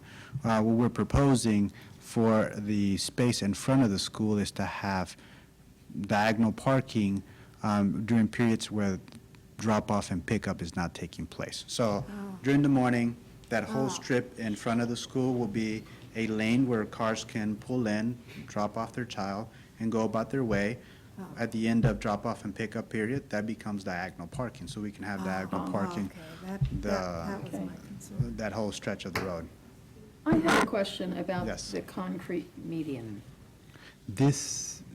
So in the proposal that or the initiative we're looking to do is a temporary initiative. So think of it as a pilot project. We want to pilot the recommendation. We would want to do it with all temporary items. So temporary paint, signage, things that we will pilot over a 3-week period. When our pilot program's over, we'll take those things down And we'll take the observations, the recommendations, the survey results from that initiative to figure out if this initiative is So you'd worth be doing taking down the permanently. concrete median. There would not be a concrete median there in that stop sign. It would be something else. Well, there wouldn't be, there'd just be an open space Okay. there. What would also not be part of this initiative is that shared path lane that you see there in the diagram. So we're looking to do all this, pilot this recommendation with temporary items, temporary paint, signs, and roadblocks, road barriers. So because of that, the way it looked to me, so if you were coming down Walnut, and if you wanted to go out onto Xenia Avenue, it looked to me that it would be very, very difficult. It would be, we're looking to Would not not make be that allowed? possible, it would be a right turn only. So as you come okay. to the end of Walnut onto Lime Street, cars will be required to turn right. Right only. So it'll be a right turn early. And the traffic congestion that's happening now, it's right on that corner as you have vehicles looking to turn left. There's only space for one or two vehicles to turn on left onto Limestone to then turn on Xenia. So by making that stop there a right turn only, you maintain a clear passage there. So in Josue, you would be taking, when we're making a right turn onto Limestone, you're going to be taking traffic all the way around Limestone to Phillip Street, to come back around, to go to either to Dayton Yellow, to go all the way, to go to Elm Street, to come back down. If they're coming back down that way, yes. Okay. Or turn left onto Phillip to go So maybe the other way. Mhm. Okay, so that's on Walnut Street. You ready for short? Okay. Anything else on Walnut? Can I just a quick question about Walnut? Yes. So you're still going to have handicap parking directly in front of the school for? Yes, yes. Okay. We'll It have just doesn't go handicap that far up. parking, right. Yeah, it just doesn't go up that far. So, and at this point, this is a proposal that you're going to try out, but it's not a permanent. It's not a permanent implementation, no. Correct. And clarification, when you're on Elm Street, can you still turn left onto Walnut? Yes. I want to make So- sure everybody understands that. Walnut from Elm to Dayton is two-way. Okay. Okay. It's only that part that is, okay. Correct. This is two-way. Okay, anything else on Walnut? All right, Short Street. The active transportation plan recommends the closure of Short Street as a shared street. We're not looking to pilot that. What we're looking to pilot is turning Short Street into a one-way street from Xenia to Walnut. And the travel lane will be the left lane, the lane closest to the U.S. Bank, and the right lane will be diagonal parking and bicycle parking. So only, okay, and I may not have heard this correctly, so will only one side have parking? Correct, the right-hand side, which is the Okay, and it's going to be diagonal, That'll be not, diagonal. So you'll be able to increase the spaces. so it's going to be not parallel, it's going to be diagonal. Correct. So have you figured out how many spaces we have now, and will we Yes. lose any? We have 12 spots, and we'll be able to accommodate 10 parking spaces. We lose 2, but we also gain bicycle parking. So the But we que- lose 2. So the question came up, obviously, is DIY, how would deliveries get to them? What's going to be their impact on this move? Especially if there's parking on their side of the street, essentially, right? And then it's one way, if they have deliveries, how, I'm sure they've already asked you about this. Yes, What's, yes. What was the solution? I'll get to that, Okay. Dino. To your net loss of 2 spaces on Short Street, you lose 2 spots there, but we gain parking spaces on Walnut Street. So there's a net gain of parking spaces. Okay, and how much is the net gain? It's over 20 parking spots. Okay. Okay. To Dino's question about deliveries for DIY hardware store. Right now, their delivery truck comes down north on Xenia and makes a left turn onto Short Street. And they make a wide turn to get onto Short Street. Under this proposal, they will still be able to do that. So that vehicle can come into Short Street. On their deliveries now, on the two-way street, they still have to block the lane Make it to right. make deliveries. Obviously, with a one-way, if the truck pulls in and stops for delivery, they would be temporarily closing the street for their deliveries. So that isn't changing. The delivery truck can still get in. Okay. On the exit of the delivery truck, they're able to make the left turn or the right turn, just as they are able to now. What they currently do, yeah. Yes. But that would be the issue, they would just close down, when, I don't know what time their deliveries are, but they would close down Short Street. Right. For that moment. Because while the they truck make the deliveries, stops yeah. and unloads and, Yep. yeah. Okay. And it wouldn't block the cars that were parked there either, because. the Well, truck- they do that now. If they stop, they block the cars that are parked. I mean, it's a battle that we have on on Key Sally, I mean, we all fight it and work through it, and it's a, And the reason It's why. life in the village. it's fun. That's life in the village. The proposal says close down Short Street. As we were talking with the team about this initiative, the concept of what do we do with Short Street, there isn't a complete buy-in on closing Short Street at the time, but this initiative of turning into one-way could help address the traffic congestion and the safety risk of those vehicles on Short Street turning left onto Xenia to go north, correct? So this isn't in the plan, but I think it's an idea, a strategy worth exploring, particularly because we're already testing something on Walnut. So the additional time and effort to try this on Short Street is minimal when you're already looking to do something major on Walnut Street. So as the deal is presented to me, there's a lot of value in exploring it, and I think it's worth exploring it. But if there's significant pushback, we can keep the two-way street. We're not going to learn anything from it because we already know how that Short Street operates. So is council is planning commission just being apprised, or are we supposed to weigh in, or what? Is there input from us? Should this be going through planning commission, or how does this now operate? I mean, if you're doing initiatives, changing the streets, typically, planning commission would look at that. I mean, a lot of this, though, already came out of the active transportation plan, which we did have representation from planning commission on that. And it did get public discourse and was then approved by council. I think for any future, Josue came into this just in June, so, anything we do in the future, we'll definitely bring it here and let everyone have their So right comments on now, it as we're well. just being, Informed. it's just informational, not for us to weigh in, just this is informational. Well, I would take your feedback. We're taking Yeah. anything from anybody. Yes. Josue and I were in a meeting today, and it really started out a little bit contentious because I think that people misunderstood. Yeah. And then once he was able to explain, we aren't vacating Short Street as a through traffic area, and we're not completely making Walnut Street one way all the way from Dayton to Limestone. It changed, so.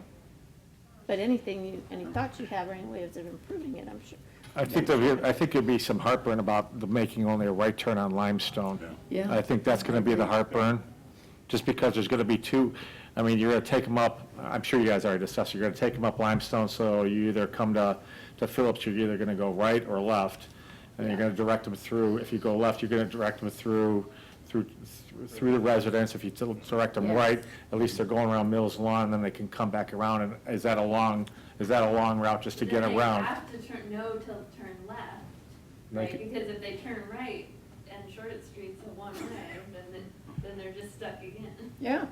They have to go left, right, they have to go. There's like 2 30-minute periods of time where this gets a little Yeah, sure. crazy. Yeah, And yeah. having been a parent that used to have kids there, people completely disregard, Limestone's supposed to be a drop-off only one way, and I've seen parents drop them off on the Morgan House bed and breakfast side and having the kids darting across the street. Yeah. Same in front of the school, where they would go the two-way and they'd drop them off on the bank side of the street, and these kids are darting between cars. This is truly a safety measure. It's experimental. We may find that, we need to go ahead and have people still turn on to Limestone left and then exit. So you think that that's going to take care of parents? They won't be dropping their kids off on Limestone anymore because No, of they'll this? still be dropping off on Limestone. Okay. Yeah, Yeah. because, well, if you want to explain that, what? Yes, House the other day. we met with Matt Hausch, principal at Mills Lawn, and one of the things we're asking is to move the drop-off location from Limestone to either Elm or Walnut, so that drop-off is limited to those areas. That way we don't have cars stopping on Limestone, especially now that we're going to have all traffic turn right coming out of Walnut. I mean, Matt has concerns because the entrance to that group of students is on that side of the building. And if they were to be dropped off at Walnut, there isn't a sidewalk that gets them from Walnut over to that side of the building. So that there, He also mentioned the age group. He kind of likes to keep the 5th and 6th graders there with the 3rd and 4th Right. coming in through the auditorium area. Makes sense. right, now you may be aware that in the future capital development project, a sidewalk project, we're looking to connect that sidewalk all the way down to Phillip Street. We're looking into the possibility of doing that sidewalk now. That's money we're gonna spend, it's gonna be village money that we will spend, we'll see if we can do that now. Anyway, so while it helps us with this initiative, but in the long term, that's something that we're already scheduled to do. What's the timeline on this? So up until today, we're looking to execute this initiative between September 23rd and run it for 3 weeks through October 12th. This is the day of street fair. We were working up against that deadline. Whatever we do, we need to have it down before street fair. We've adjusted our timeline now to start after that weekend, so then we're not rushing through a communications plan or an information campaign. We don't rush through it, and we take our times with the planning and distributing information, and we'll run it from October 12th through November 2nd weekend. Well, I would support any experimentation to increase safety, increase the potential of biking and walking, whatever. So this seems like definitely worth doing. Is 3 weeks enough time to experiment? I mean, is there any, how did you come up with 3 weeks? Ideally, we want to try something for 30 days and see because if there's a behavior change, you'll see that behavior pattern be adopted. And, the first week would just be a lot of chaos, and then people are getting used to it. So the second 2 weeks would not give you enough observation, and the surveys could be skewed. People are upset from that first week of just having to change their commute. So running it 3 weeks, folks who are maybe taking the survey in the third week of the initiative might have more level thoughts and feelings about the initiative. So that's the reasoning behind 3 weeks. No, I was wondering if it was long enough, actually. Excuse me? I was wondering whether 3 weeks was long enough. Yes. It'd be great to do it for longer, but the initial plan to do it 3 weeks was leading up to that street fair deadline. Now that we are going past that, we want to still stick with 3 weeks, but we could extend it. We could move to 4th week.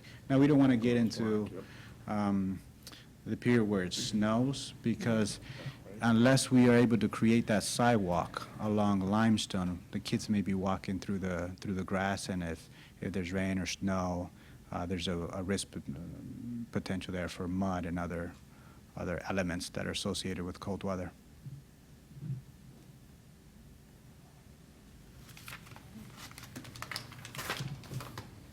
Okay. Any thoughts? You're in support, and you hate the idea? It would drive me crazy for. Okay. Yeah, change is always hard for everybody. Okay. Can I still make a left if I'm on my bicycle coming off of Walnut? No, So, you have we're to follow the rules. We're looking into how cyclists will get through here. If you heard the council meeting, last council meeting, folks were talking about that their path on their bicycle to get to the brewery would be interrupted. that they come, make that left turn Yeah. onto Walnut and head down. There, in this concept, in this design that you see up there, there is that lane that bicycles could use. We can't replicate that on a temporary setup, but ideally that cycling initiative will be addressed through here. We're looking at ways of how we'll be looking at ways on Friday, we have a meeting that may be addressing some of those cycling needs. But we're addressing some of that by adding bicycle parking. How folks will get down those streets, I think that's a bit of a challenge. Do you have a question, Ted? I have Okay? Thank you very much. Thank you. Thank you. Yeah, that's okay. There's been some comments about, first off, I want to say that I am a big proponent of the active transportation plan. I don't think, however, that having a single representative on the active transportation committee is representative of a vetted process by Planning Commission. I do not think that this plan has been looked at and scrutinized by the Planning Commission through the eyes of the zoning code in any manner whatsoever. And as a result of that, Planning Commission is inheriting something that you're taking for face value. And that is a real problem for Planning Commission, because you could be contradicting yourself at every move that you make when other initiatives and other things come to the table. The second thing I'll say is that every applicant of every project in this village have to submit by site plan review minimum information for the public to look at and staff to look at to understand and thoroughly grasp what is being presented.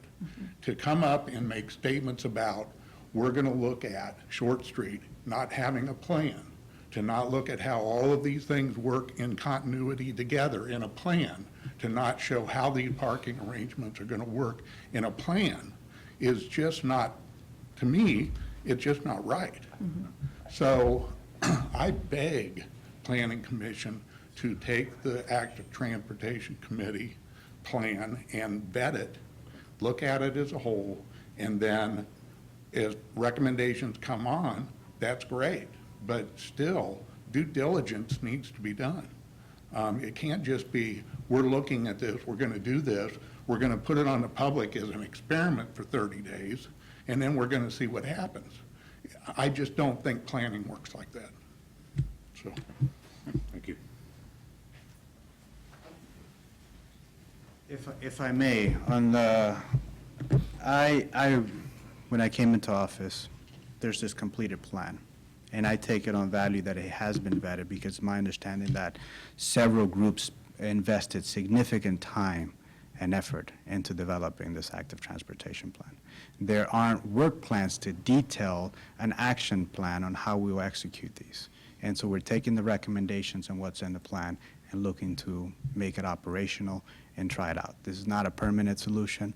So short of, we can provide mock-ups, we can provide example on how this will work, and I welcome the opportunity to present that to this body or representatives of the committee to demonstrate how that works. But I just want to be clear that my understanding is that this active transportation plan has been vetted, has received significant input and feedback, and I'm tasked with executing some of those initiatives, and that's what I'm doing. Well, I do have a concern that planning has not been involved in it. I don't know who on planning served on it, but I don't remember us ever getting any feedback on this and I would like, I guess, to have more information, because I don't even see Short Street on this. And just, all of it, because then as you're talking, you've told us the different things. I would like more information on it. Okay, and that's valid. And I think that we should be involved. I agree wholeheartedly with what Ted said. Well, did you not go to any of the active transportation things when it was happening? Nope. Well, I'd say that's your bad, really. And frankly, how are we going to know whether any of these things, we got a grant to bring people in to look at what was happening. And I wasn't on planning commission at the time, but I did get involved in it as a council person. And I don't know how anyone is going to actually know the impact of something unless we try it out, which I think is a great thing that we can do, try it out. And, I mean, Planning Commission could sit here and talk about this for months, and I don't know it would make any difference than trying it out on a temporary basis. So who was our representative on the? Ted, I wasn't on the Ted, you're represented on in the final plan as a member of the committee. And I'm in full support of the plan. That, don't get me wrong. Yeah. If I can clarify. that's Have other not- people attended these meetings? I attended a few in the beginning, and then the village manager, Patty Bates, took over from that point on.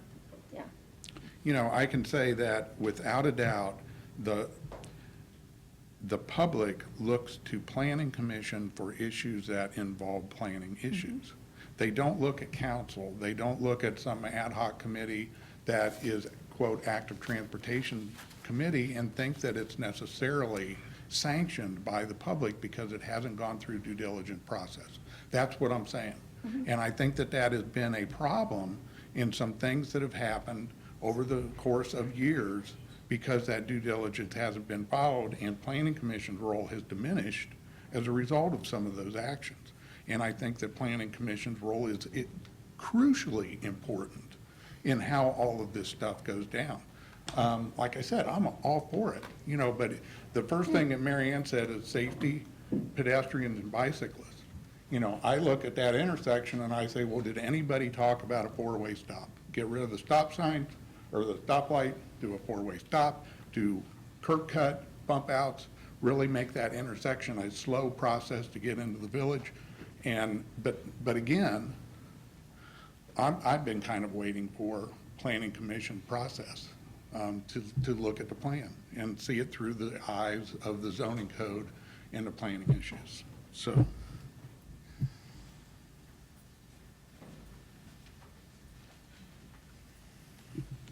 There are some things that Ted just brought up that I don't know, how do we address it? How do we address a four-way stop there? I would think that some of those questions would have been asked when this plan was being put together and this recommendation was being drafted. I'm available to review these plans with the Planning Commission and the Active Transportation Committee and answer or plan or anticipate the issues that may come up. I can commit that moving forward on this next initiative. I'll commit my time and my team's time to do some of that. However, I want to be cautious of going too deep in developing these work plans and executing this strategy where we may not be able to get anything done in the next 6 months. And what is it that we're asking for? Are we going to have another consultant look at this and create work plans to execute these strategies? And are we setting aside the resources to do so? And those resources are financial and time. I'd like to ask Denise something. What was your understanding about the active transportation plan and what planning commission's role would be in terms of vetting it or not vetting it, or whether it would come to planning commission, or what was your thought? Well, I mean, typically, you would have representation on the committee, and then they would report back, just as you do for council. I believe everybody here did get the active transportation plan at one point. I mean, we made sure that you had it. I mean, to me, if we're gonna have an active transportation plan where we're spending all that money, where we have professionals that are coming in, and ODOT at the table, Ohio Department of Transportation, and a grant, I mean, if Planning Commission wants to weigh in, then they need to say that, and I'll be happy to do that. I let those people do it. It was a subcommittee, basically, but not a Planning Commission, it was a subcommittee of council. Well, and if I can add something, just to sort of move it forward, Brian Hausch was going to make a recommendation to council regarding an active transportation committee. He delayed that until the meeting of the 16th. Perhaps this body would like to make a recommendation as to how many members of the planning commission they'd like to see on that committee, or any other suggestions they might have about that committee, because the recommendation hasn't yet been made.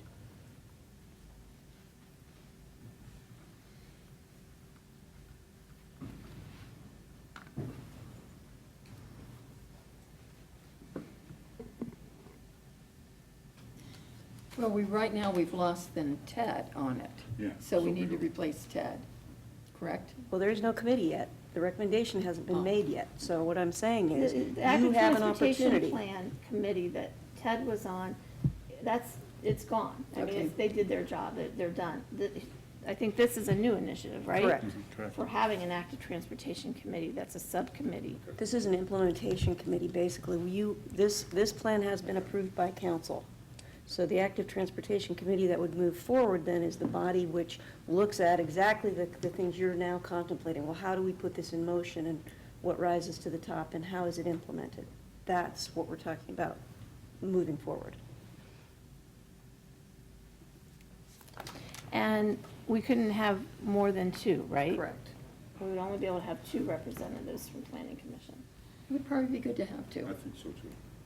And that whoever it is, reports back to all of us, you know. Okay. Well, make that recommendation, that two members of Planning Commission. Well, I think maybe we need to sort of think about how we move this whole thing forward, but given that this one piece It's has gone. already been worked on, Exactly. I suggest that we move it along. Yep. See how it goes, and sort of learn from that, and We're already give us past, time. yeah, we're already past that point. You guys have done your job. It's no longer for our feedback on this at this point in time. Going forward, when we're going to do other parts, I think that's where we need to be involved, or we would like to be involved in those planning stages. But at this point, I think right now, it's done.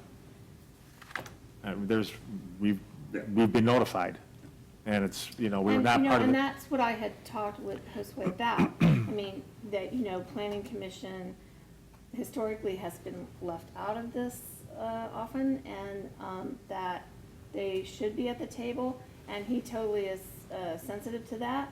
But at the same time, we agreed that this is already kind of in progress, and I don't want to be the one that says, oh, it puts brakes on because of this We particular want to spend 6 more project. months looking Right. at this, Yeah, no, I Yeah, don't. yeah. one intersection. Exactly, Yeah. exactly. So I'm glad that you actually feel that same way, because that's how I felt. I didn't want to be the one responsible for stopping something, that kind of the train was rolling on this one project. So what you're implementing is Short Street as well as Walnut, is that correct? Yes, and the Okay, primary so it initiative is here is Walnut. We thought we could test something at Short, that it's not closing Short Street. The recommendation is close So Street. making it one way. We're making it one way. Which way? Now, we thought about closing it, just I don't think the time is right for that. But that's in the recommendations, and that would be an easier in implementation than what we're looking to do with making it one way. Okay. Okay? Yeah, so if there are a couple of people that would be interested, please let Judy know. Okay. And so we don't know when they meet yet. They don't exist yet. And are we assuming it's going to be an evening, or is it going to be a daytime? We have no I idea. don't know. It's even up in the air as to whether it'll be a subcommittee or Okay. a commission. All right. All right, thank you. Thank you very much. Let's see, next. Because we are really, we've been 2 hours into this, what I'd like to do is just kind of do a brief overview. Sure. Okay, and because this was something that would have to come back anyway, again, if we do any kind of text amendments. So let's go ahead and do the junk cars. Recently, we had a situation where there was a junk car, and the police officer who went out there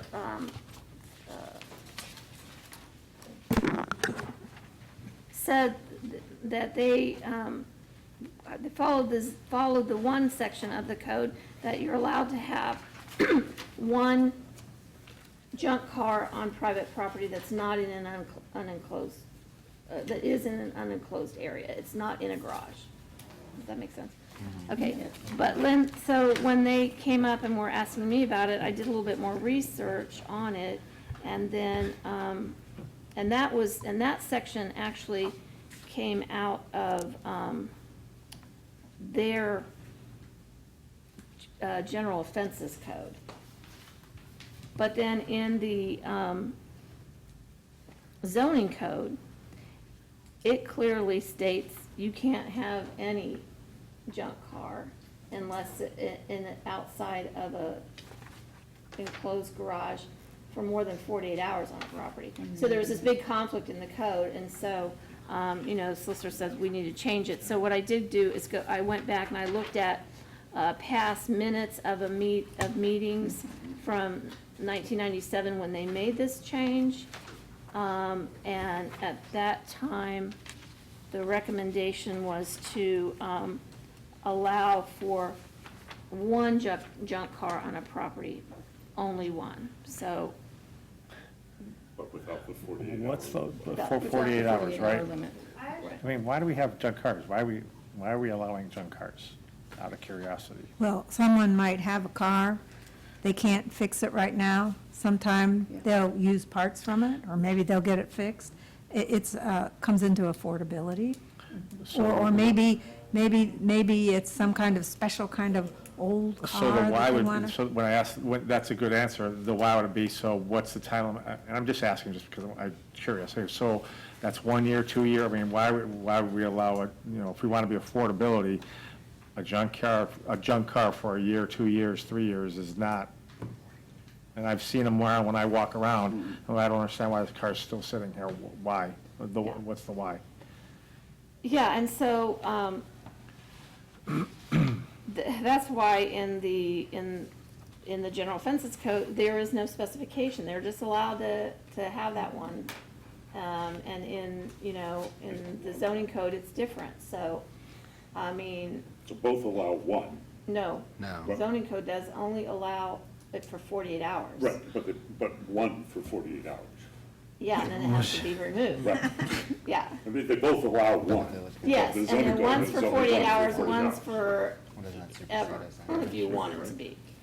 For 1 year, and I guess. Well, I mean, there is no 1 year, there's nothing. It's like however long you want it. So it was really more an inoperable car than necessarily. That's what they I mean, when I was identify reading as the a junk minutes car. from I the think it's it. council, Yeah. I think it was an affordability issue of somebody, their car breaks down, and maybe it's a matter of when will they have the money to fix it.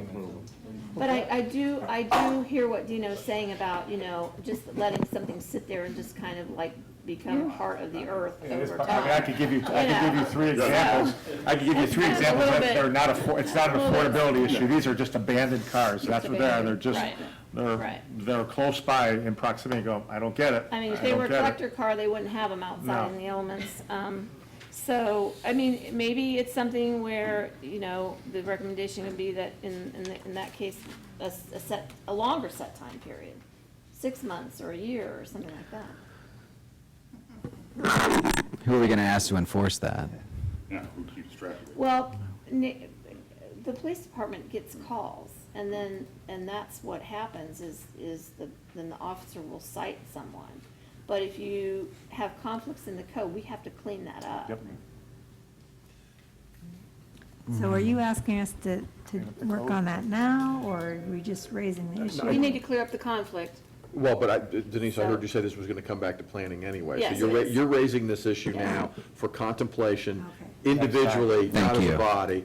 And what I will say is that I'm not taking sides. I'll probably end up drafting whatever you direct us to do. But if there would be possible for people to quickly kind of weigh in with their initial reactions so that Denise and I potentially have some guidance, so we can Yeah. come back with some That's- type of recommended Pictures are language. probably good for you, right? Pictures would probably be very good for you. Pictures? They would probably spell. I have a pretty good idea Yeah. of what the pictures might look like. But what I would say is that keeping in mind that the 660 was done decades ago, this was probably discussed when the zoning code was created, and that's been within the last, 7 years? Yeah, the new zoning code, I remember that conversation specifically, when council talked about the new zoning code. Are you sure what didn't allow one at that point before the new zoning code? I'm just looking at the new zoning code versus what's in the codified ordinances for what would be a violation of the criminal code. And I don't know if you're interested in opening a public hearing. There's somebody from the Yeah, public, but yeah, I'm not I sure. do. This is not time for a public hearing. So can we suggest that Denise and Chris work on language to bring back and you at that point? I'm just trying to Work with gauge it. which way you want us to go, more restrictive, less restrictive, I mean. I think 48 hours is too little. Yeah. Because I'm just thinking of somebody who, let's say, they're having car problems, and they work. And so they have that car there, and that doesn't mean that within 48 hours they're going to be able to fix it. Maybe it's going to be a couple weeks. Okay. Well, I don't then you work have on- an issue of how do you tell the difference between whether it's a Right. parked car. Look, you can Right. tell, I'm telling you, you can tell the difference. I mean, that argument's not gonna hold weight with me. I it can on the tell street? a car that's in good shape that's not working as opposed to a junk car. We all know it, it speaks for itself, and I will gladly give you pictures of it to show you exactly what I mean. So It is how that long are you clear. wanting it to be? Well, if- maybe it's not even the time. I mean, there's a distinction between someone having a car that they're gonna do something with, whether it's some kind of old car they're gonna beef up, or they're gonna take part, and some car that's just sitting there, like the car on East Davis Street that's been Thank there you. That's for the one. several decades, That's and is exactly. sort of sinking into the ground. So Is it in the it's like yard? the purpose, is someone just have a car there, they're not gonna ever do anything with it?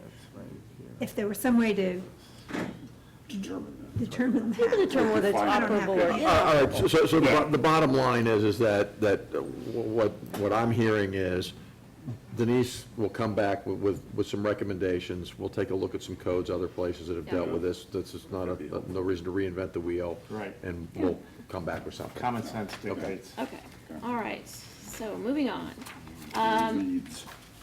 Weeds, okay, so, I'm not gonna go into a lot of detail about this as far as what, the process has been, but I want to say that we've had some issues that have come up where, 99% of the time, when you have someone who has vegetation in the right-of-way, or they've got tall grass or weeds, you can pick up the phone and we can call that person and they will take care of it. There is that percentage that does require a letter, a formal letter then, that, makes it tougher.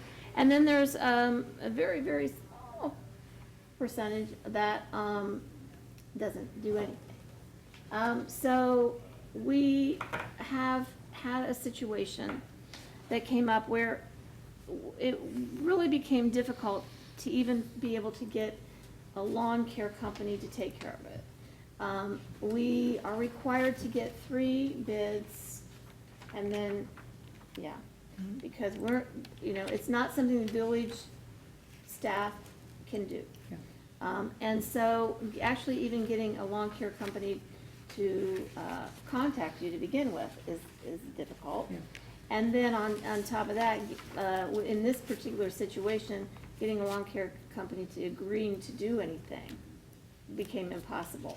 And so I actually discussed it with Josue, discussed it with the mayor about just removing that from the code altogether and go straight to a citation process. If you don't take care of it within 5 days from the date of that letter, then we're gonna start this citation process. And the mayor went on to suggest that we actually make it a court appearance citation, which gives people the opportunity to come in. It's like if you get pulled over for not being able to showing, you didn't have your insurance on you, or you didn't show that you actually had your updated driver's license. That court appearance citation gives you an opportunity to bring it and prove that you did take care of it. And that's what she would do. is give them a chance to prove that they took care of it, which would enable her to then maybe reduce the court costs down to nothing, and maybe just they'd have a small fine, or something like that. It would be up to the mayor. So I want to just propose that as something, if you'd want me to come back with some language.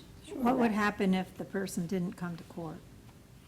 If that were enacted and then the person just didn't come to court? In theory, and I haven't looked at this in the context of mayor's court, but in theory, it could lead to the issuance of a warrant. Arrest? Well, I mean, it would be the discretion, but here's the thing. Not all warrants are treated the same. So a warrant out of a mayor's court is not treated the same as a warrant out of Montgomery, or Greene County Common Pleas Court. But that would be the penultimate power that the court would have for failure to appear. I'm just wondering if we would still run into the same thing of not being able to deal with. So if they didn't come to mayor's court, then, Well, you know, honestly, we've never even gotten to that point in the law, because we can't get past this part of having a lawn care company take care of it. So, it's just that, the lawn care company has always slowed us down. okay. It's You that wanna cut step that part in out. Of us between. taking the Of responsibility being able for to getting- move on this a little bit faster, so it would be interesting to see what happens when you actually can issue these citations. I mean, the citations, I think, are like $100, and then the court costs, I think, probably add another $80. I don't think that someone's gonna wanna keep paying that and not taking care of the property. I'll bring something back. Yeah. Okay, all right, so, lastly, subdivision regulations, you've probably all read that. They're still in the process of, finishing the report of everywhere, around town that they're looking at in the storm study. Yeah. And, he thought in the meantime, if we did want to do something that can help us with the infill, that we could put some sort of a regulation in place. I mean, this would cost the homeowner more money because they would have to get a stormwater calculation. You know, if they go to a straight surveyor, that surveyor probably isn't going to have that capability. They'd have to get an actual certified engineer.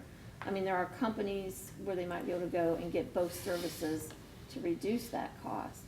But then we're gonna have a cost as well, because we're gonna have to have a certified engineer review the calculations to make sure that they are correct. But honestly, if it adds another $800 on the property owner, or $200 on us, if it's saving an issue with stormwater runoff with all of what we're doing, it might be worth it. So I really can't say at this point, but I think we need to do something, because we right now don't really have anything in place for that. Other than we just have this blanket statement that says, you know, if what you did causes stormwater, you can't let it go onto your neighbor's property. But what does that mean? I mean, You can push it out into the street. Right, And that's what we exactly. don't want to do. And that's what, Right. right. I think it's worth it to go down that road of pushing it. I mean, if we're talking about infill, this is always gonna be the issue, is the water. So it should be, you know, if that that people are buying that property to infill, that's part of the business. I mean, the you know, cost of it. yeah, that's cost of doing business, is that we want this water definitely moved the right place. But it seemed like there was also the issue of, would it only be infill, someone doing a new building, or could it also apply to maybe someone tore down a house and building another one, or maybe they're doing an additional structure? Should apply to And I everything. think it should apply across the board. I do anyway. too. Well, and we talked about that, if it's tearing down a building and building a new one that's the same footprint, you should, and it hasn't caused any runoff before, he said, you know, you might have the authority to waive that requirement.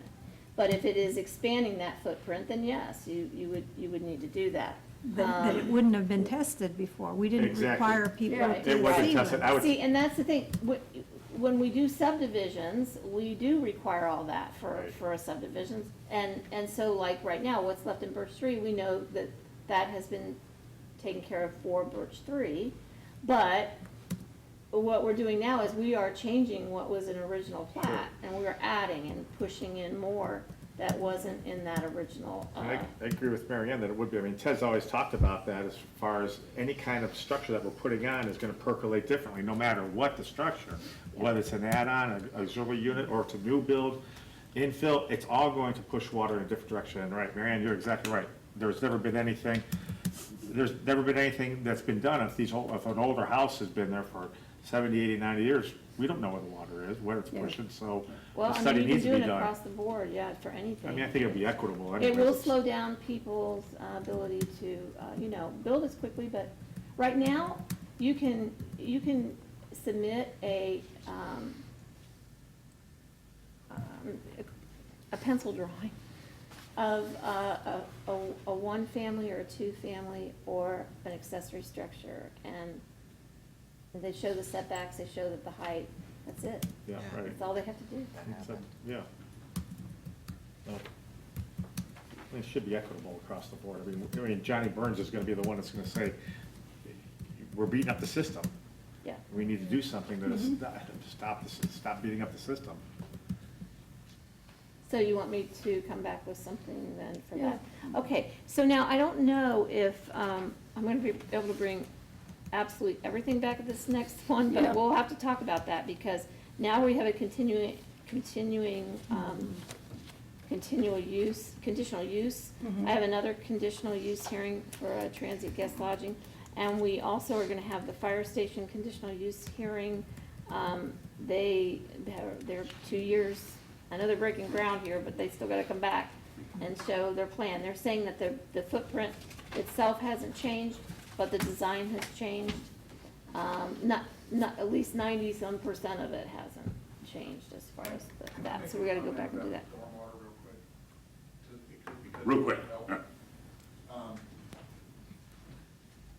If you're looking to do it for just new builds, rebuilds, or infill, there could be a way to take a lot size, know by density, you're allowed so much impervious surface per lot, to do a quick calculation tabular chart for everybody to follow for how much stormwater they need to detain.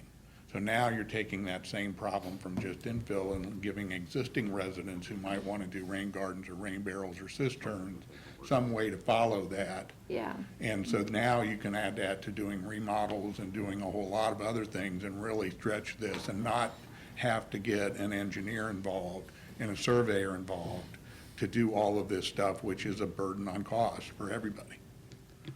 Oh, thank you, Ted. Sorry. Can I add something to that? Yes. Certainly. Just in my situation, I had a house built next to mine, but they built it, the foundation above ground level. And so it caused quite a water issue in my property. It was taken care of, but it took a lot of months of going back and forth with the property owner on that. And so I would consider that too as being a factor as well. Yeah, okay.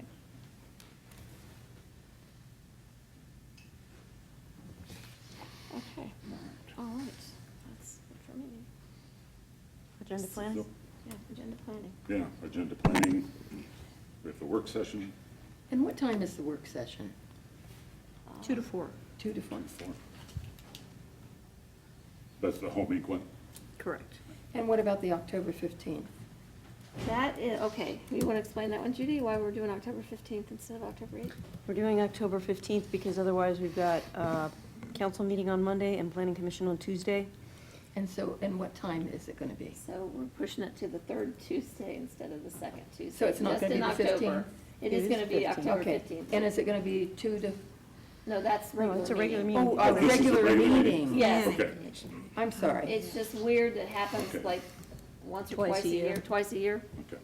Okay. Yeah, So- because we So switched these to are the- okay. Tuesdays, there's on occasion where if the Monday is the 7th, So the 15th is a Tuesday, so it's the third Tuesday? Yes. Not the second Tuesday? yeah, Okay, but typically it would be the second Tuesday. Okay. But we're gonna push it to the 15th. okay, I understand. The And third so those Tuesday. these are the things coming up for the October 15th, in Okay. addition to everything Yes, we we've got the pushed back fire twice. station conditional use hearing, the homing preliminary PUD 54-unit senior housing project. We're now gonna have these two conditional use, one on transit guest lodging and one continuation of the yoga. I think, We have one on transient guest lodging? yeah, I had a. Oh, you've added that. I think I did tell them, though, I do believe I told them it might be November. What's that? So I might push that to November, yeah. Which one? Transit guest lodging. The transit guest lodging, I think I did tell them that, Maybe for November. yeah, And you should push solar rights, that's a lengthy discussion. yeah. So Brian, was concerned about, he wanted it originally to be in September. Our meeting schedule, Brian, obviously, when he said that, wasn't aware of how jam-packed these planning commission meetings have been lately. So I know that we have to have things done because people are gonna wanna construct those solar panels before the end of the year, so. But I It's a think, different discussion. Is I it a think different that was, discussion? no, that was a misunderstanding. Okay. The fact that solar panels are considered an accessory structure and have to fall within setback requirements, so resolve that issue. The issue about solar rights is a almost philosophical discussion that goes down a completely different road and is a huge can of worms. So that's a major undertaking. That's a huge change to the And that's for new addition to the zoning construction, code. right? That's more for new Yeah, construction. there's no way you can go backwards and say, and now you will have to cut down your trees because I'm going to put up solar panels. So it would refer only to new construction, so it's not impacting anyone who now wants to put a solar panel on their home. Yeah. And Unless they have an empty lot accessory- next to them. And it only falls into accessory dwelling when it is not Accessory on the structure. house. Accessory structure. Yeah. Is that correct? Yes, Okay. yes. And I did talk with a solar company that said that they would never put them in a place that wasn't going to work, so. And they- solar companies are themselves aware of our zoning code requirements for setback when they place solar panels. Yeah. If they're not doing that, they're remiss. Yeah. So we might need to push that Yeah. back somewhere. Okay. All right, so, okay. All right.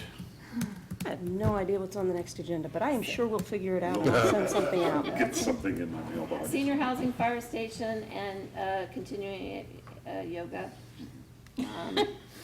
What's Continuation sandwich board of that. signs? Yeah, but What's sandwich board signs? Just where a you have one on future- the front, one A on the future agenda item. I'm just noticing that they're everywhere now. They're like, everybody's got them in the public right away. And we're also now having pieces of furniture and sale items going out in the public right away, and it's like, we just need to do that. Okay. All right. Thank you all very much. For your patience and diligence. Does anybody like to make a motion to I adjourn? move that we adjourn. Second. All those in favor of adjourning, please say aye. Aye. All opposed, nay. There's still brownies up here, guys. Carry brownies. Anybody who's left to the world of brownies.